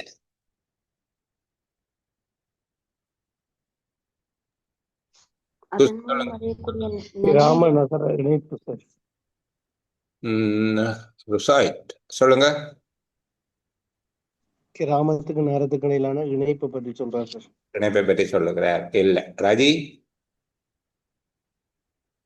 வீதியாவின் நன்மை மூலம் அதனால் ஏற்படுற விளைவுகளை சொல்லி அவர் பயன்படுத்துகிறது ஒரு ஆசை காட்டுகிறார்.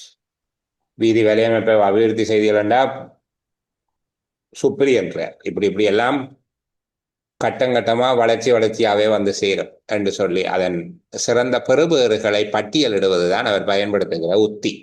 வீதி வலையமைப்பின் அபிவிருத்தியினால் அடையப்படத்தக்க படிமுறை ரீதியான நன்மைகளை பட்டியலிடுவது அவர் பயன்படுத்துகிற உத்தியாக இருக்கிறது.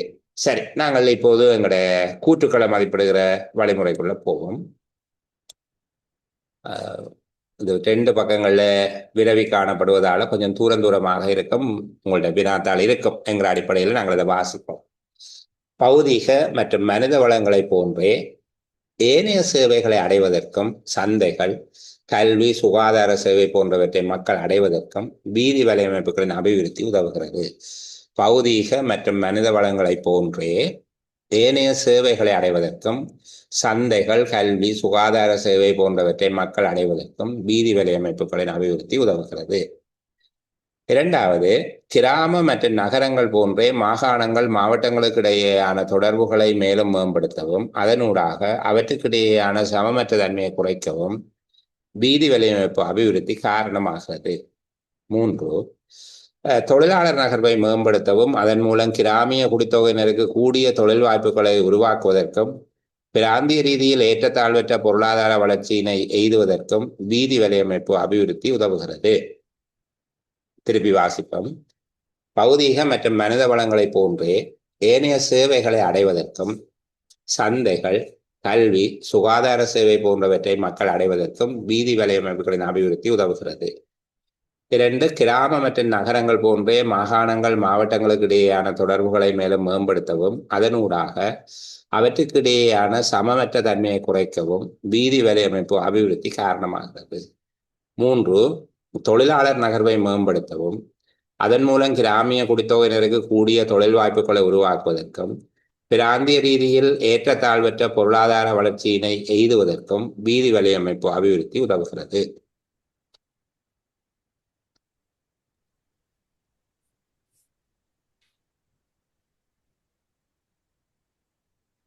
சார், இதுல ஒரு சந்தேகம் ஒண்ணு கேட்கலாமா சார்? தாராளமா, அதுதான் படிக்கிறோம். பந்தி இல்ல சார், பந்திக்கு கொஞ்சம் போக முடியுமா சார்? பந்தி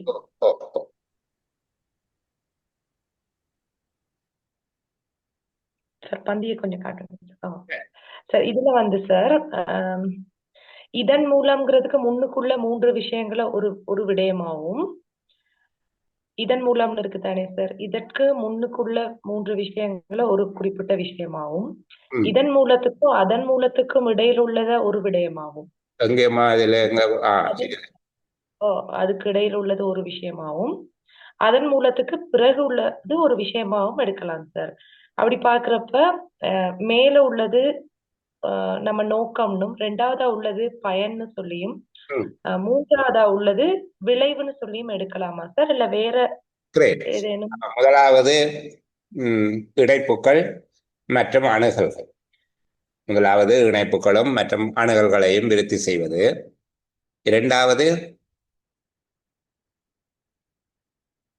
இரண்டாவது பயன்கள்னு சொல்லலாமா சார்? இதன் மூலத்துக்கும் அதன் மூலத்துக்கும் ஓ நடுவுல அதன் உள்ளது. மூலமாக ஏற்படக்கூடிய பயன்கள். மூன்றாவதாக அதன் மூலத்துக்கு பிறகு உள்ளதை நாங்க அதனுடைய விளைவுகள்னு சொல்லி எடுக்கலாமா சார்? இதுதான் நான் பிள்ளைக்கு முதலும் சொன்ன நினைக்கிறேன். இந்த 3 படிமுறைகளாக அவர் விவரிக்கிறார். 3 வீதி வலையமைப்பினுடைய நன்மைகளை அவர் 3 படிமுறைகளுக்கு ஊடாக விளங்கப்படுத்துகிறார். உடனடியாக அடையப்படத்தக்கவை, அதனால் ஏற்படுகிற அடுத்த கட்ட மாற்றங்கள், இறுதியாக ஏற்படுகிற விளைவுகள் என்கிற 3 கட்டத்துக்கு ஊடாக அவர் போகிறார். சரி, மிகச்சரியான மதிப்பீடு. அந்த உரைப்பகுதியை நீங்க அழகா புரிந்து கொண்டிருக்கிறீங்க. இதுல இருந்து கூற்றுக்களுக்குள்ள போகுமா? கூட்டுக்கு எப்படி சொல்ல வாரீங்க? அது நல்லதுதாங்க. அது சரி, சரியான பதிலா மிகச்சரியாக நீங்க அதை புரிந்து கொண்டீங்களா? அதுல மறுப்பில்லை. Okay sir. மூன்றாவது விட சார், கூற்றுகள்ல மூன்றாவது விட சரியானதுன்னு நினைக்கிறேன்.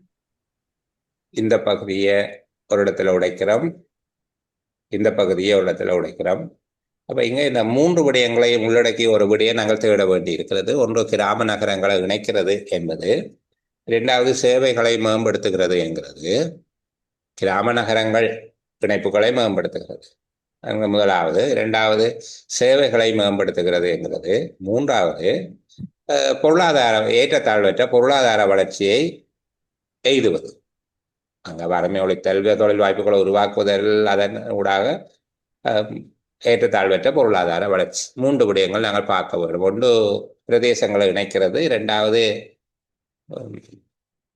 அந்த வழிகளை திறந்து விட்டு நகர்வுகளை உருவாக்குகிறது, 3வது ஏற்றத்தாழ்வற்ற பொருளாதார வளர்ச்சியை அடைய உதவுகிறது. இந்த அடிப்படையில் இப்போ விடைகளை நாங்கள் மதிப்பீடு செய்கிற போது, முதலாவது விடையில இருக்கிற பலம் அல்லது பலவீனம் என்ன? முதலாவது விடையில சார் அந்த பௌதீக விடயங்கள் மற்றும் சேவைகள் மட்டும் சொல்லப்படுது. பலங்களையும் சேவைகளையும் அடைதல். 2வது வீதி அபிவிருத்தி, கிராம நகர இணைப்பு மட்டும் சொல்லப்படுது. 2வது கிராம நகரங்கள் போன்று மாகாணங்கள் மாவட்டங்களுக்கு இடையிலான தொடர்புகளை மேம்படுத்தும், அதனூடாக அவற்றுக்கிடையேயான சமமற்ற தன்மையை குறைக்கும். உங்க இணைப்புகளை மேம்படுத்துகிறது, சமமற்ற தன்மையை குறைக்கிறது என்கிற 2 விடயங்கள் அங்க சொல்லப்பட்டிருக்கு. பிரதானமோ 3வதுல சார் எல்லாம் சொல்லப்படுது விரிவமா. நம்ம எதிர்பார்க்கிற பந்தியினுடைய சுருக்கத்தை தெளிவா 3வதுல சொல்லப்படுது. 3வதுல என்னென்னது சொல்லி இருக்கிறாங்கன்னு சொல்லுங்க. அதுல சார் 2 கிராம நகர இந்த இணைப்பு சொல்லப்படுது. கிராம நகர இணைப்பாக நீங்க எது எடுக்கிறீங்க எனக்கு புரிஞ்சு கொள்ள முடியலையா?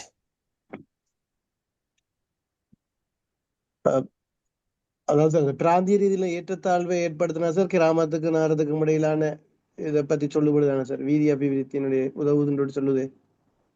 அதே போல மனித வளங்கள் பொருளாதார வளர்ச்சியை எய்துவதற்கு வலையமைப்பு உதவுகிறது என்கிற பகுதியை நாங்கள் சமமற்ற தன்மையை குறைப்பது என்பதாக எடுத்துக்கொள்ளலாம். அதை நான் ஏற்றுக்கொள்ளுகிறேன்.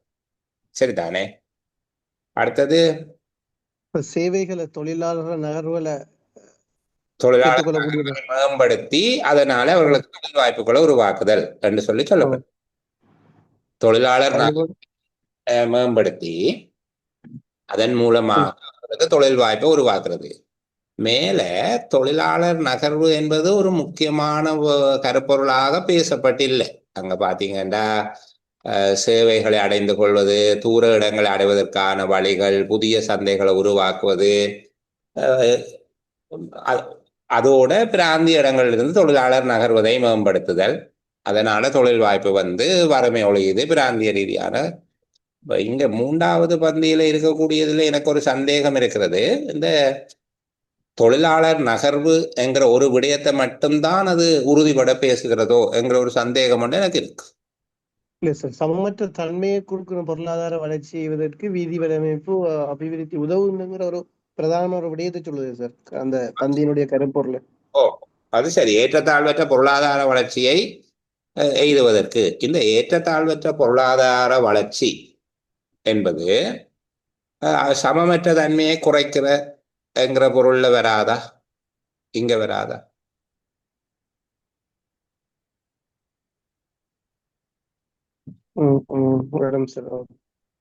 மற்றது இங்க தொழிலாளர் நகர்வு என்கிறத தெளிவாக சொல்லுவதன் மூலமாக உங்களுக்கு கொஞ்சம் அவர் கவர்ச்சியை காட்டி இழுத்து கொண்டு போற மாதிரியாக இருக்குது. மற்றது 2 தொடர்பற்ற சொற்களை போடுவதன் மூலமாக 2வது விடையில இருந்து உங்களை விலக வைக்கிற நுட்பமும் அதுக்குள்ள இருக்கு. மாவட்டங்கள் என்று சொல்லி அது அங்க பிராந்தியம் என்கிற வார்த்தையினால சொல்லப்பட்டிருக்கு. கிராம நகரங்கள் போல பிராந்தியங்களுக்கு இடையிலான தொடர்புகளை மேலும் மேம்படுத்துதல். இல்லைன்னு சொன்னா பிரதானமா இல்லைன்னு நாம முடிவெடுப்போம் சார். அப்ப இதுல 2வது விட அதுக்காடிதான் இப்ப இல்லைன்னு கேட்கும் போது பிரதானமா இப்ப இதுல வந்த தகவலை மேல இந்த அதாவது கூட்டுல பந்தியில தராத விடயங்கள் இதுல குறிப்பிடுறதால விடயங்கள் அல்ல, தந்த விடயங்களை வேறு வார்த்தைகளில் பேசுவதனால தராத விடயங்கள் அல்ல சகோதரம். அங்க சொல்லப்பட்டிருக்கு, நீங்க பாத்தீங்கன்னால் பிராந்திய இடங்களில் இருந்து என்று சொல்லி பேசப்பட்டிருக்கு. பிராந்திய இடங்களில் இருந்து தொழிலாளர் நகர்வை மேம்படுத்துதல் என்ப விஷயம் சொல்லப்பட்டிருக்கு. அதுபோல கிராம மற்றும் நகர நிலையங்களுக்கு இடையிலான இணைப்புகளை மேம்படுத்துதல், சந்தைகளை திறந்து விடுகிறது, இந்த மாதிரியாக சொல்லுகிறார்களே தவிர அந்த மாகாணங்கள் மாவட்டங்கள் என்கிற தொடர்பு இங்க மாகாணங்கள் மாவட்டங்களுக்கு இடையிலான தொடர்புகளை மேலும் மேம்படுத்துதல் என்பதன் மூலமாக சேவைகள், பௌதீக மனித வளங்களினுடைய நகர்வுகள் என்று சொல்லப்படுகிற எல்லா விடயங்களையும் அதுக்குள்ள தொடர்புகளை மேம்படுத்துதல் என்பதற்குள்ள கொண்டு வந்து சேர்க்கலாம். ஆனால் 3வதுல தொழிலாளர் நகர்வு என்பதன் மூலமாக ஏனைய விடயங்களை, இப்ப மேல சொல்லப்பட்ட நகர்வுகளை நீங்க அந்த மேல் பகுதியில பாருங்க, சேவைகள் அதே போன்று பௌதீக மற்றும் மனித வளங்களை அடைவதற்கான வழிமுறைகளை திறந்து விடுதல். இது ஒரு இணைப்பு தானே, நகர நிலையங்களுக்கு இடையிலான இணைப்பு. மற்றபடி இந்த விடயங்களை அடைவதற்கான அணுகுமுறை என்கிற முக்கியமான விடயத்தை அந்த கீழ்ப்பகுதி காட்டை. சேவைகள், பௌதீக வளங்கள் போன்ற விடயங்களை காட்ட இல்லை. ஆக மனித வளங்கள் என்கிற ஒரு துண்டத்தை எடுத்து வச்சு கொண்டு அது பிறகு பின்னால தொழில் வாய்ப்பு உருவாக்குதல் என்கிறத காட்டி, ஆனால் உரைப்பகுதியில இருக்கிற பந்தி சொற்கள், உரைப்பகுதியினுடைய சொற்களை இங்கேயும் பயன்படுத்துவதன் மூலமாக 3வதுக்கு உங்களை இழுத்து கொண்டு போகிறேன். 2வது தெளிவில்லாமல் இருக்குது. 2வது தெளிவில்லை. சமமற்ற தன்மையை குறைதல், தொடர்புகளை மேம்படுத்துதல். சரிதானே?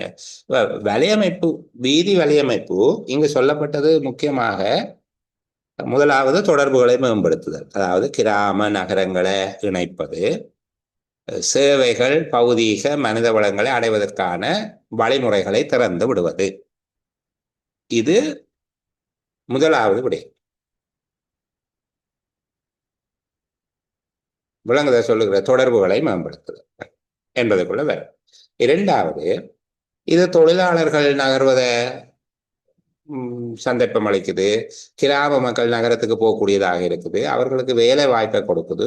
இதன் மூலமாக அவர்களுக்கு இடையில பிராந்திய ரீதியில் ஏற்றத்தாழ்வற்ற பொருளாதார வளர்ச்சியை எய்துவதற்கு முக்கியமானதாக இருக்கிறது என்று சொல்லுவதன் மூலமாக அவர் சமமற்ற தன்மையை குறைத்தார் என்கிற பொருளுக்குள்ள கொண்டு வந்து எங்களை விடுகிறார். ஆனால் நேரடியாக இல்லை.